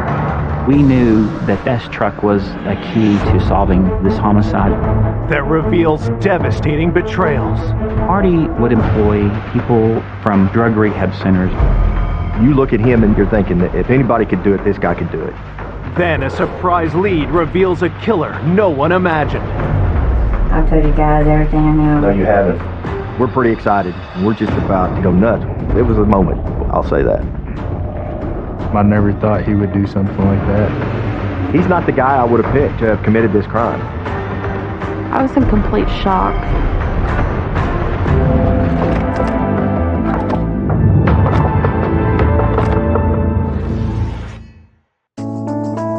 Ardmore, Oklahoma is an honest, hardworking town built on family values. We're a town of about 25,000 people, and it's a wonderful community. It's a great place to live because you can have that large town feel and then yet come home to the small town atmosphere as well. On the evening of November 15th, 2019, that small town feeling is shattered when police respond to a 911 call. I had just sat down to eat when the phone rang, and it was dispatch advising me that officers were out on a possible homicide. Police are checking in on a local man who hasn't been seen or heard from in several days. They arrived, immediately looked in the window, could see the victim was laying face down in the floor, and they could see blood. So they forced their way into the residence. They knew immediately that he was deceased. Minutes later, homicide detectives arrive at the scene. The living room was just in disarray. There was items kicked over. There was blood on the couch. There was blood spatter on nearby items in the living room, the TV and pictures. And so we knew that there was a struggle that had taken place in that room. When the detectives look at the body, they recognize the dead man. I knew the victim. It was Marty Lucas. Most of the police officers knew who Marty was. Marty helped in the community. He helped a lot of the people who were down on their luck. Marty was a nice guy. Detectives have to determine why 63-year-old Marty Lucas would be the target of such a heinous crime. With the amount of trauma that Marty had suffered, it was a pretty violent, bloody scene. You can see a lot of blood that has pooled around the body. You can see blood on the back of the body, on the head, and we knew that this was a death as a result of a beating or a blunt force trauma. It's obvious that there was quite a struggle. Marty had hair in his hands. He had abrasions on his hands. I think he fought for his life. We noticed that there were pieces of what appeared to be a rock that had some moss on them. We found parts of it over by the couch where there was a large blood stain, and then parts of it over by him. We walked the exterior of the residence trying to find where maybe a rock would have come from. Immediately under the carport, there is a rock pathway. The walkway was missing a rock. So immediately we thought, well, whoever it was that did this took a rock from there and brought it with him. That indicated to us that this was premeditated. And so we believe that he or she had used it as a weapon against Marty, and in the process of that, it was broken. We didn't find very large pieces of it, and so we believe that the majority of that rock was taken from the scene. Police discover unusual markings on the body. We noticed what looked like burn marks on his shirt, like his shirt had been ironed. My initial reaction was not only has he been hit by an iron, he's been burned by an iron. Is this a torture type crime? Was he actually tortured? And so we believe maybe early on that the iron could have been the murder weapon, or at least an additional murder weapon in this case. But what could have been the motive for such a violent attack? Where his wallet would have been, someone had reached in and taken his wallet, because you could see the blood transfer, a handprint, like sliding down into his pants almost. We were pretty clear that this was a crime involving a robbery and theft. His wallet was missing along with his phones. Detectives make one more important observation. We thought whoever had killed Marty knew him because there wasn't a sign of forced entry. As investigators work, Marty's son Michael arrives at the scene. I went to his house. It was a nightmare. It's the worst day of my life. I was in shock once I seen what was actually inside. My husband called me. He said, "My dad's dead. Someone killed him." And he was just screaming in my ear. He's like, "I can't believe someone would kill my dad." I was in complete shock. He was such a nice person. Who would want to hurt him? Marty Lucas was born into a military family in 1956. After graduating high school, Marty got married and had 2 children, Jennifer and Michael. Michael and his dad were very, very close. He loved his family. He was always there for everyone, you know. He made sure to make time for everyone. I used to call him Papa Smurf because he's just really funny, he's short. He's just a real, bubbly person. My parents, they divorced when I was pretty young. Marty had struggles when my husband was a child and a teenager. He had a substance abuse problem. He had been in and out of trouble with the police, petty crimes that was a result of that addiction. In 2007, Marty got a second chance when he was offered a job as a carpenter and found renewed purpose in life. From then on, he straightened up and started his own business. Did really well. He turned his life around. He is one of the few success stories that I'm aware of in my career. Marty threw everything into rebuilding his life and his family. He taught me a lot of work-related skills at an early age. He let me start working with him when I was 12 years old. And my son, he's 8. He's already starting working him, basically, showing him skills like he did me when I was young. He was the best grandpa I could ever ask for my kids. Marty never forgot the second chance he'd been given and vowed to pay it forward. Marty would usually go to the halfway houses and get people that had just got out of jail or that have a hard time with their life and see if they would want to work for him. Basically, just giving workers second chances. He knew where they was coming from. He's been in their shoes. He taught these men and women new skills. He treated them with the utmost respect. Now investigators are left asking, who would want to bludgeon this well-respected contractor and caring grandfather to death?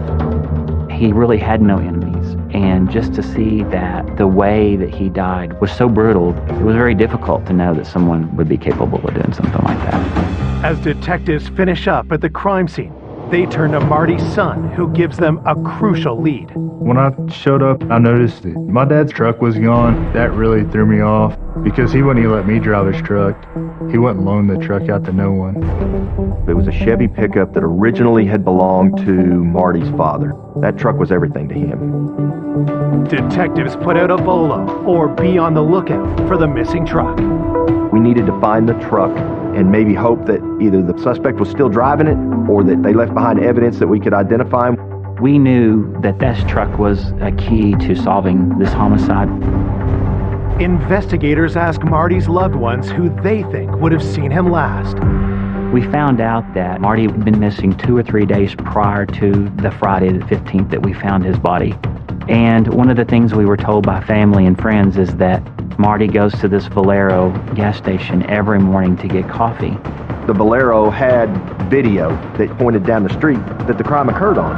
The manager said that Marty had arrived last at that store on Tuesday morning. Detectives searched the security footage on the day after Marty was last seen alive, and 3 days before his body was found. The truck appears. Marty's truck was very unique, dark green color with custom wheels. This green truck was in a big hurry and it pulled out in front of a semi-truck and it was almost in an accident that we had captured on video. Investigators need to track down Marty's truck and whoever is behind the wheel. We thought if we find the truck, we're probably going to find our suspect. This is going to be our guy. Coming up, detectives uncover suspects with dark pasts. They said, he's violent. I thought, good Lord, he gets violent. I don't know what I'm going to do. She had frequented a lot of the local casinos. She knew he had large sums of cash. This was the break that we needed. And the trail leads to an unlikely killer. You're not going to think that this is someone who could kill somebody. That kind of broke open a whole new layer of the case. The investigation took off at warp speed because we think we've got our guy.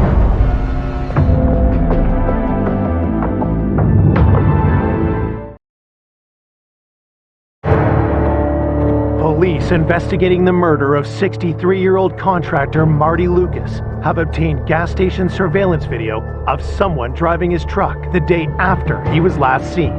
We collected hours and hours of video from the store. We were able to piece together some events that happened before and after the homicide. The footage shows a busy street a few blocks from Marty's house.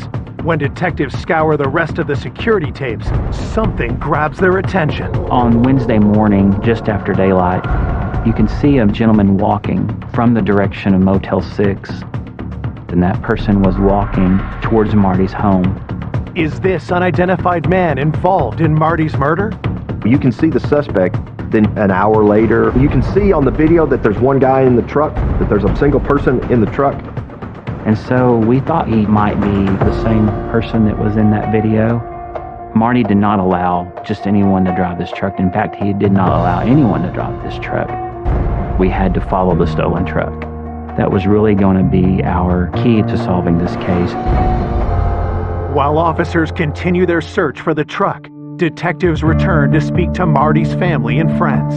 That's one of the things we were trying to just nail down is, who has Marty been hanging out with lately? Who has he been working with? Who has he had problems with, if anyone? Police learn that along with helping people back up on their feet, Marty often forged friendships with those he employed.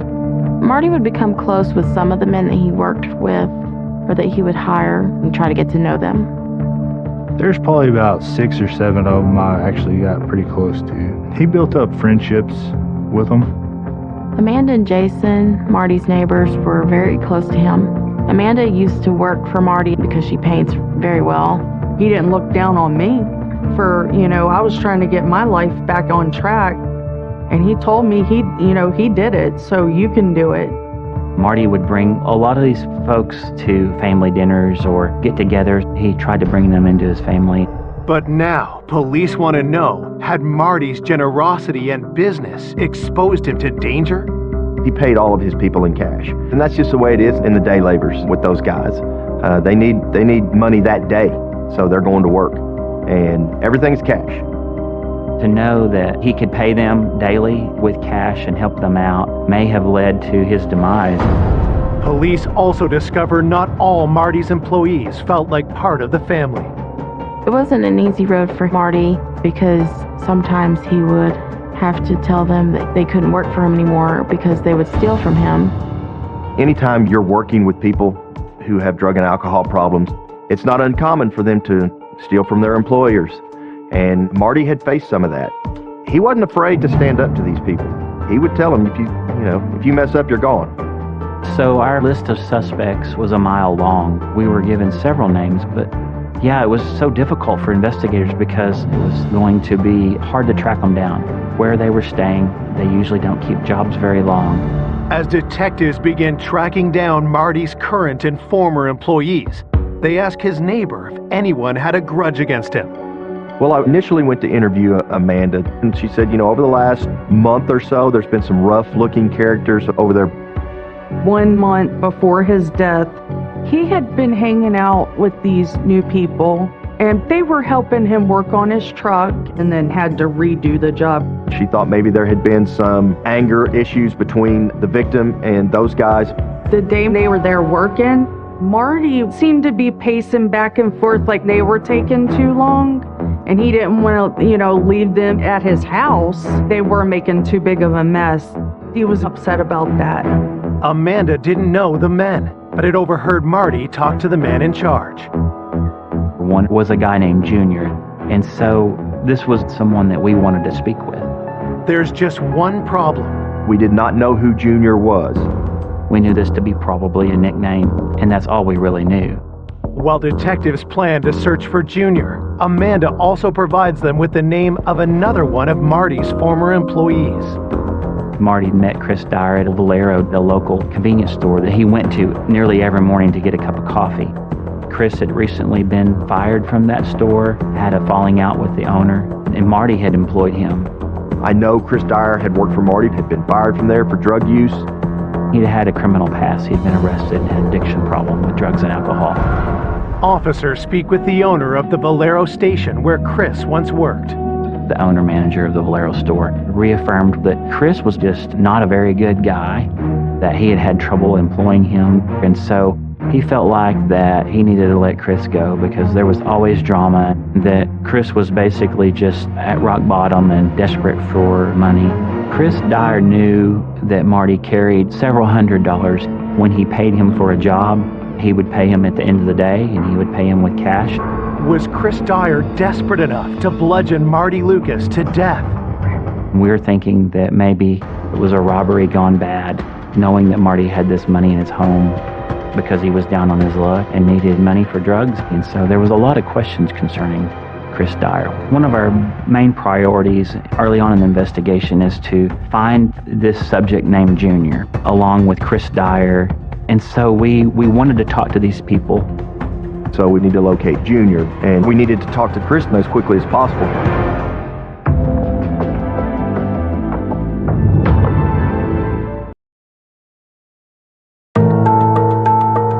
Police investigating the murder of contractor Marty Lucas are chasing multiple leads as they search for his killer and stolen truck. They've set their sights on two of Marty's employees, an unidentified man called Junior and a recently fired laborer named Chris Dyer.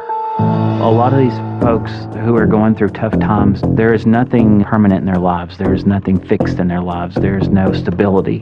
And so it was hard to track them down. Following a lead, police questioned employees at the gas station where Chris had worked. I spoke with the clerk that was on duty at the Valero, and she was able to give me a phone number to Gina Dyer. Gina is Chris's estranged wife. She and Chris had been separated about a month because she had caught him cheating. He had gone back to drug use, and he was currently living at the Econo Lodge Hotel. Detectives find Chris at the hotel and bring him in for an interview. We really thought that we had something. We knew that Chris had easy access to Marty's home. Chris Dyer knew that Marty carried up to $500 to $600 in cash on him at any given point in time. So there's a rumor that some rumors went around that maybe you and him had gotten crossways and he had basically fired you. So y'all never had a disagreement? No, not at all. Nope. And I'd like to know who in the hell's saying that, because that's bullshit. Pardon my French. Police know better than to trust Chris's word. We knew that Chris Dyer is down on his luck and had run-ins with the law, and well, maybe this is our killer, this is who it is. And then you get him in an interview room and he's cooperative and he's genuine. In fact, he was very distraught over Marty's death. I hope you catch who the hell did it and fry their ass. Yeah, I know, right? But he was man, that guy would do anything for anybody. I had some empathy there because he'd been in trouble before too. And damn sure didn't deserve to go out like that. I think he considered Marty a friend, even though Marty had fired him. Would you be willing for us to go through your truck, look through your hotel room, to see if there's anything that would be... Yeah, I got that we can roll you out? Marty had what we would consider defensive wounds to the hands. There was hair and blood under the fingernails of the body. And so we knew that there was some type of altercation. We knew that there had to be injuries on our suspect or suspects. And Chris had none of that. He had no recent cuts or bruises. In order to officially rule Chris out as a suspect, detectives checked Chris's alibi. He said he had gone to Kingston, Oklahoma, which is nearby, with Krista, his girlfriend. I believe it was the Wednesday before. Police bring Krista in for an interview. Is it possible that he slipped out of the room one night while you were sleeping, left, went and did something? No, I'd have to say that just could not be possible. His girlfriend also corroborated Chris's timeline as to what his story was. He had an alibi for that timeline, but he just didn't appear to be involved. With nothing to link Chris to the murder, police are forced to let him go. Investigators hope Marty's preliminary autopsy report will provide more leads. The significant thing for us from the autopsy was the fact the cause of death was blunt force trauma to the head, including the large gash to his head. Obviously, he was hit with something other than the rock because of the laceration on his head and because of the burn marks. These burns that was on his back and part of his right arm came back as a post-mortem burns, which was very interesting to us, which means that they were caused after Marty had passed away. Initially, we were looking at these burns to the body as being type of a torture. Now, we believe the iron was used as a secondary weapon after. So the suspect didn't realize that. In his rage, he didn't know that Marty had already died, and he continued to hit him with this iron. The preliminary autopsy report doesn't conclude whether the rock or iron ultimately killed Marty, and an exact time of death remains undetermined. Meanwhile, with the killer still at large, the worry takes a toll on Marty's family. His son, Michael's always a quiet person, but he was like a walking zombie. I couldn't sleep at night. I'd stay up during the day. It's fear for my family.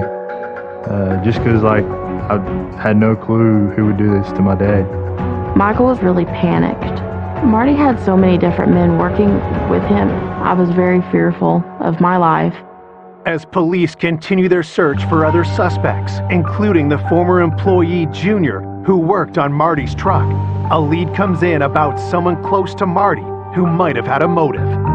One of Marty's friends had called one of our patrol officers and told him that Marty was dating a lady named Darna Hargrave. So Donna Hargrave is somebody that probably everybody at the Ardmore Police Department is familiar with and knows on site. We knew Donna had a drug problem as well. She did have a few run-ins with police and frequented a lot of the local casinos. Could Donna's vices have pushed her to murder Marty? She knew Marty and knew that he had large sums of cash, and because she is a known drug user, that perhaps she had enlisted the assistance of another known drug user to go rob Marty.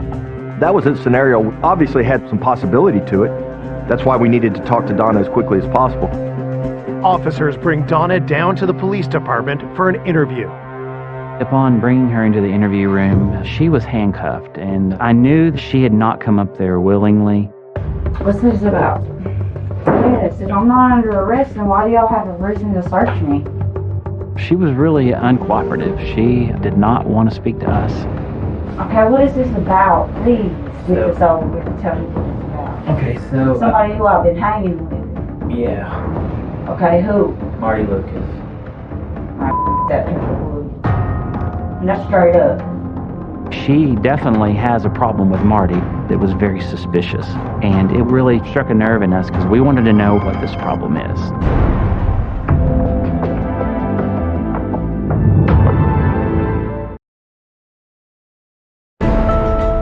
Two days after finding the body of 63-year-old Marty Lucas, police are interviewing his former girlfriend, Donna Hargrave, a woman with a long criminal history and a grudge against Marty.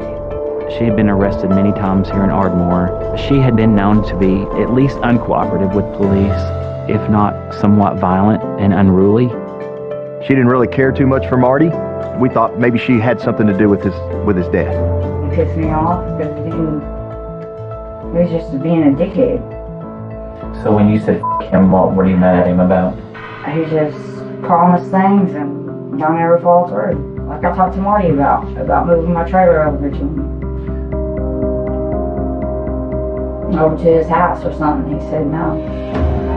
He knew that she had not been clean and that she had not been trying to straighten up and that he wasn't going to help her as long as she wasn't trying to help herself. Could Marty's rejection have led Donna to do something unthinkable? So if I were to tell you something bad happened to Marty, what would you say? What do you mean? What's wrong with him? Well, if I were to tell you he was dead, someone did something to him, what would you say about that?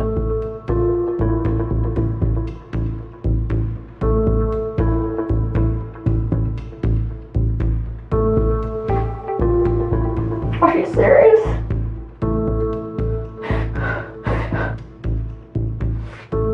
Yeah.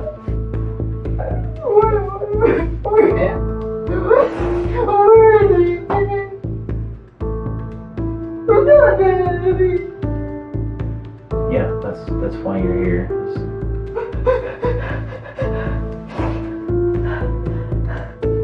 This was a girl that was very hardened, and for her to break down and to cry and was very genuinely upset over Marty's death.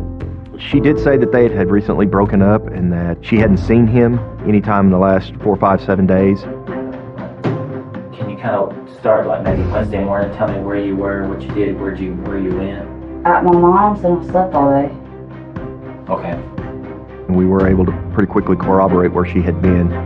It was unlikely that she had anything to do with his death. However, we did not rule her out immediately. Days after Marty's gruesome death, his family and friends come together to say their goodbyes. Marty's funeral was amazing. It was very, very sad, though, because everyone who knew him knew that he didn't deserve anything ever bad to happen to him. Everyone loved Marty. Everyone. There was quite a bit of his workers, even his past workers, that come to his funeral. It was a good day, but a bad day at the same time. Meanwhile, police doggedly follow each and every lead. We did have a large suspect pool because we didn't know who all might have been working for Marty. One of the things that we wanted to get identified was who Junior was that was working on the truck. So myself and another investigator said, we'll run by the halfway houses and see if we can get Junior identified. So we went over to the Broadway house, and the director there gave us the name of Clarence Bibb Jr. He said he thought Junior was from up by Oklahoma City, and he's got a pretty extensive record, including some assault. Well, we really believe that if Junior and Marty had gotten into an altercation over the payment of the truck motor, maybe he took the money, it got out of hand, he killed Marty, took Marty's money and the truck, and took it back to Oklahoma City to chop it up. We found that law enforcement there knew Clarence very well. They knew his family very well. And they lived in several homes that would be described as a compound, like a family compound. And they said, don't go out there without a lot of us. Clarence is violent, and so you don't go up there by yourself. Detectives assemble a task force with local and state police and make the 2-hour drive to Junior's compound. When I first got out there, I thought, man, this is a real possibility. Man, we might find our truck out here. So we went up and knocked on the door. And when Clarence showed up, I thought, good Lord, this is one large man. And if he gets violent, I don't know what I'm going to do. You look at him and you see what had happened to Marty, you're thinking that if anybody could do it, this guy could do it. He's big. Detectives ask if he and Marty had fallen out over the work Junior had done on Marty's truck. And he was happy with what Marty had paid him, and there was no disagreement. He said that Marty paid him $500 more than he was supposed to because of the trouble that we went through. And in fact, when I told him that Marty had died and that someone had caused his death, he too got emotional. Here, this big, mean, gruff country guy, and he's crying like a child over his friend's death. He said, I wouldn't hurt Marty if somebody paid me to. He said he considered Marty a mentor and a friend. Clarence denied that he had been in Ardmore recently. He gave an alibi that he had been at home with his mom and other family members around the time of Marty's death, and they corroborated his story that he was there. He fully cooperated with the investigation. He gave us his cell phone. He let us have clothing and boots. He let us search his house. He let us search the property. And he let us just have free reign of whatever we wanted. And we came up with nothing. I just remember thinking to myself, man, we are absolutely going nowhere with this investigation. With nothing to link Junior to the homicide, detectives begin to fear the investigation is cooling down. We had a pretty good idea that it wasn't Junior at that point. Donna Hargrave had a stone-clad alibi. Chris Dyer just didn't appear to be involved. I think both Bryce and I just were disheartened. We had no leads. We had no suspects, so we were just trying to figure out where do we go from here. Then, an unexpected call turns the case red hot. Well, we got back to the station, and dispatch yells down to us, "Hey, they found your truck." We were dead tired, but you went from dead tired to wide awake in a hurry.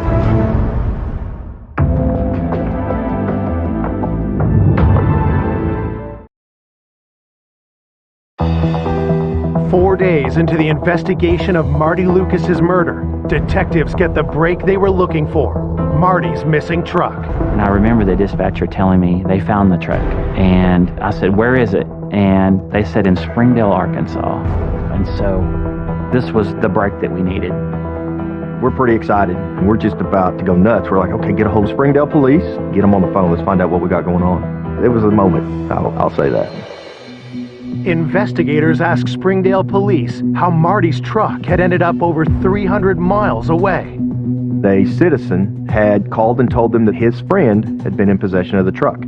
And his friend, he identified as Jack Latham.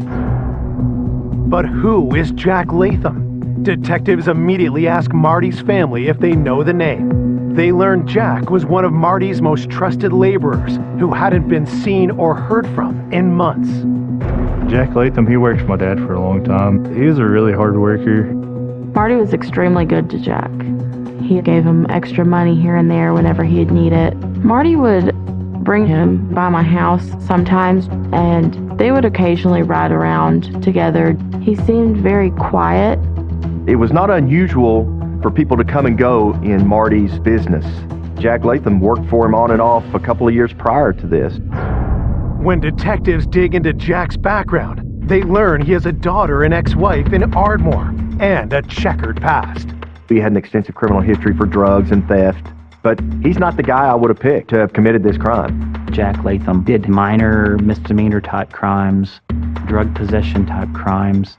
But this is not a person that would even be on the radar because he had no really violent history. So you're not going to think that this is a guy who could kill somebody, particularly not in the manner in which Marty was killed. Investigators rush to Arkansas, where police have taken Jack into custody and seized the truck. But before speaking with Jack, they interview the man who first contacted police about the truck, Jack's friend, Raymond. Raymond, he says to us that out of the blue, Jack calls on Friday night and says that he has got court on Monday, can he stay, or the weekend. Raymond tells police Jack asked to get picked up at a local parking lot. So he goes to pick him up, and he sees he's sitting in what looks like a pretty nice Chevy pickup. And he says, hey, whose pickup is that? He said, oh, it's a guy that I'm visiting. He let me come sit in it to wait on you. And he says to us, I didn't believe him. Monday morning, Jack says, just take me to jail. I've got warrants. So he takes him to jail, and then he goes back home and he looks to see what the warrants are for, and it's for theft. And he thinks, I wonder if that truck's stolen, because something doesn't feel right with that truck. So he goes back to where the parking lot where the truck is and sees it doesn't have tags on it. And so Raymond knew that Jack was lying. He knew he needed to call the police. We went and looked at the truck, and the truck looked pristine on the inside. But when we sprayed it with Blue Star, there was blood everywhere. We knew in the back of our minds that this was the key, that Jack Latham was the key to Marty Lucas's death. And then the investigation took off at warp speed because, yeah, we think we've got our guy. We went to the Benton County Jail and interviewed Jack that day. First thing I noticed about him is he's slight of build. He's not very big.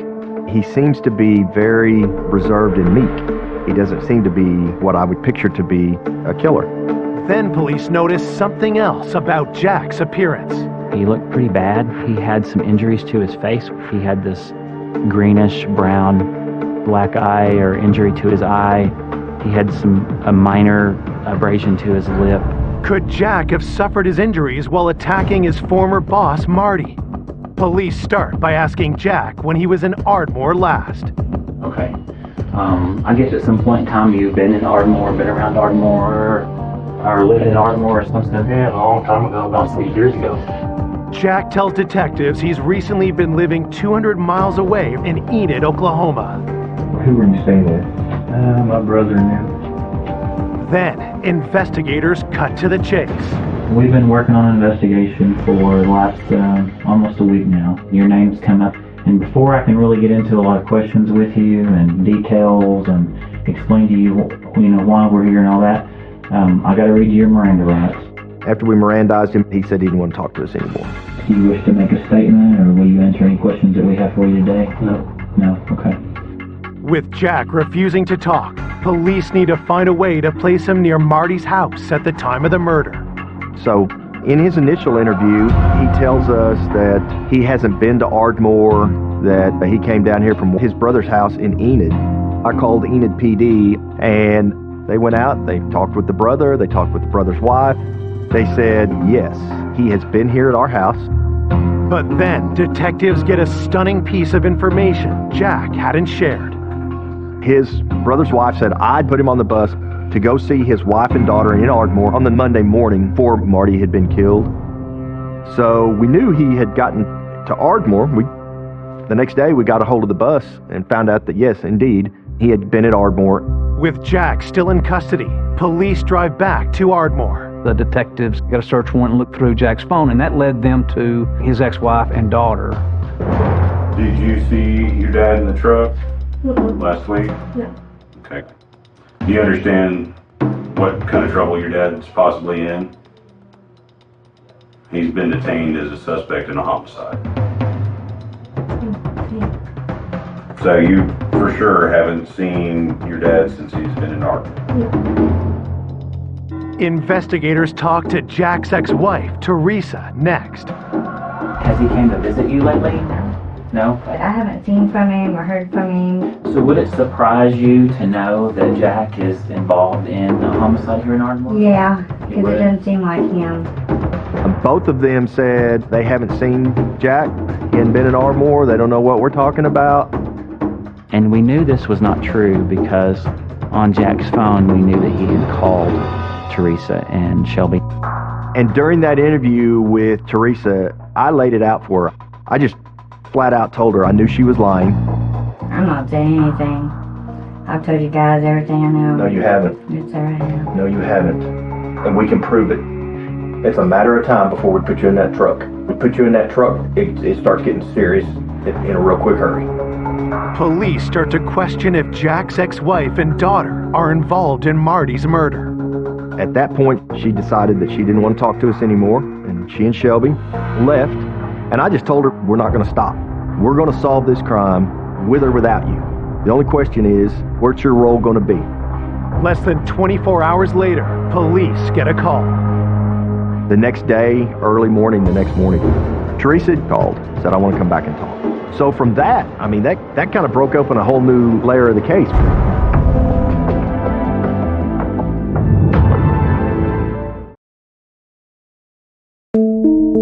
Police investigating the murder of Marty Lucas are trying to place his friend and employee, Jack Latham, at the scene of the crime. We knew that he was coming here to visit his wife and daughter. They both told investigators that they did not know where Jack was. They had not seen Jack. He had not been in Ardmore. But Jack's daughter and ex-wife returned to the police station the next day. Yesterday, you were pretty firm. She didn't know nothing. I was really scared and I thought about it all night and I felt really bad. Really hit home, so I had to tell the truth. I did see Jack on the 11th and 12th. Which was what, Monday and Tuesday? Monday and Tuesday. Okay. And he dropped us off at my mom's house on the 13th in the morning. Teresa says Jack stayed at an Ardmore motel on Monday and Tuesday nights. They said Jack had called Marty to see if he had any work for him. And Marty said, no, I can't use you. I don't need you right now. And do you know what day that was? Tuesday night? They both said that about 8 or 8:30 on that Wednesday morning, Jack left, sent an officer to Motel 6 to see if they had video. And sure enough, we've got video of Jack Latham leaving Motel 6, wearing the same clothes as the person that's walking. The Bolero camera picks up. About an hour later, a green Chevrolet truck that we believe was Marty's truck shows up in the parking lot in Motel 6. You watch him go over to a dumpster, throw something in the dumpster, which we believe was the rock and the iron. Where did he go get the truck? He said his friend gave it to him. Then, Jack did something even more suspicious. When he came in, he went straight to the sink and washed his hands. He did wipe his face down, and he put his hoodie on, and he told me that he did something bad, but he wouldn't tell me what. He said, we gotta leave, we gotta get out of here. He drops them off, and they don't see him again. And so by then, we got enough to file charges on Jack Latham. I called the family members and told them what we knew. I was very shocked because Jack had been in my house around my children. He just acted very shy, but he didn't act like he would hurt anyone. It was shocking to me because he treated Jack with respect like he did everyone else. Police charge Jack Latham with first-degree murder and extradite him from Arkansas. When he arrives in Ardmore, Jack starts talking. Jack told me that he was in desperate need of money. He had no job. He needed money for drugs. And he knew that Marty Lucas was the source of that money. Marty had told him no, that he knew that he wasn't clean. His story was that a physical altercation occurred, that he took a rock paperweight from the kitchen table, struck Marty with it, that in his words, he freaked out, took the keys to the truck, and a few $100s from the wallet, and left the area.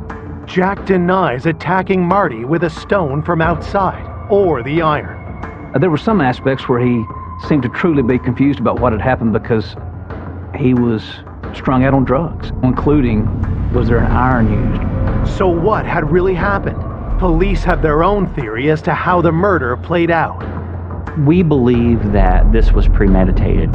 I think he went to Marty's house, and I think he picked that rock up on the outside of the house and he knocked on the door. Because I don't think he was going to take no for an answer. And when Marty told him no, a fight ensued in which he struck Marty with the rock. I think Marty fought back. He struck him with the iron, which was readily available, and then burned him with it, whether on purpose or on accident. He took the iron and he took the rock with him, and he disposed of the evidence and he drove to Arkansas.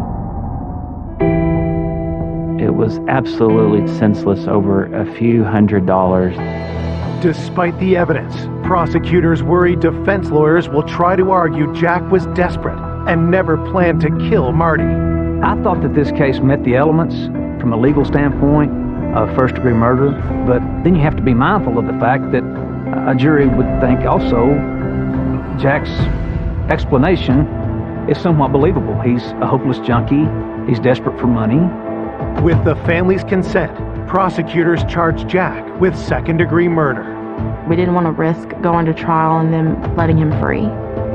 In October 2020, Jack Latham pleads guilty and is sentenced to 25 years in prison. I feel like we got justice. I know he's going to be locked up and my family's going to be safe. Jack was very unexpected as a killer because he just didn't act like he was that type of person. Jack Latham, he's still a mystery to me, because just by being around him, I never thought he would do something like that. He did this for nothing. There was no reason for nothing. Marty was such a nice guy. But not only that, think of all the people whose lives he affected in a positive way. That's a sense of loss for our community. When I lost Marty, I lost my life too. He was the most amazing person I could ever. Sorry. Despite Marty's horrific death, the legacy of his compassion lives on. My dad, he'd be very proud of the lives that he's changed in the community. It made me appreciate everything about Marty and the second chances he gave to everybody, because it made me feel like I should give people second chances.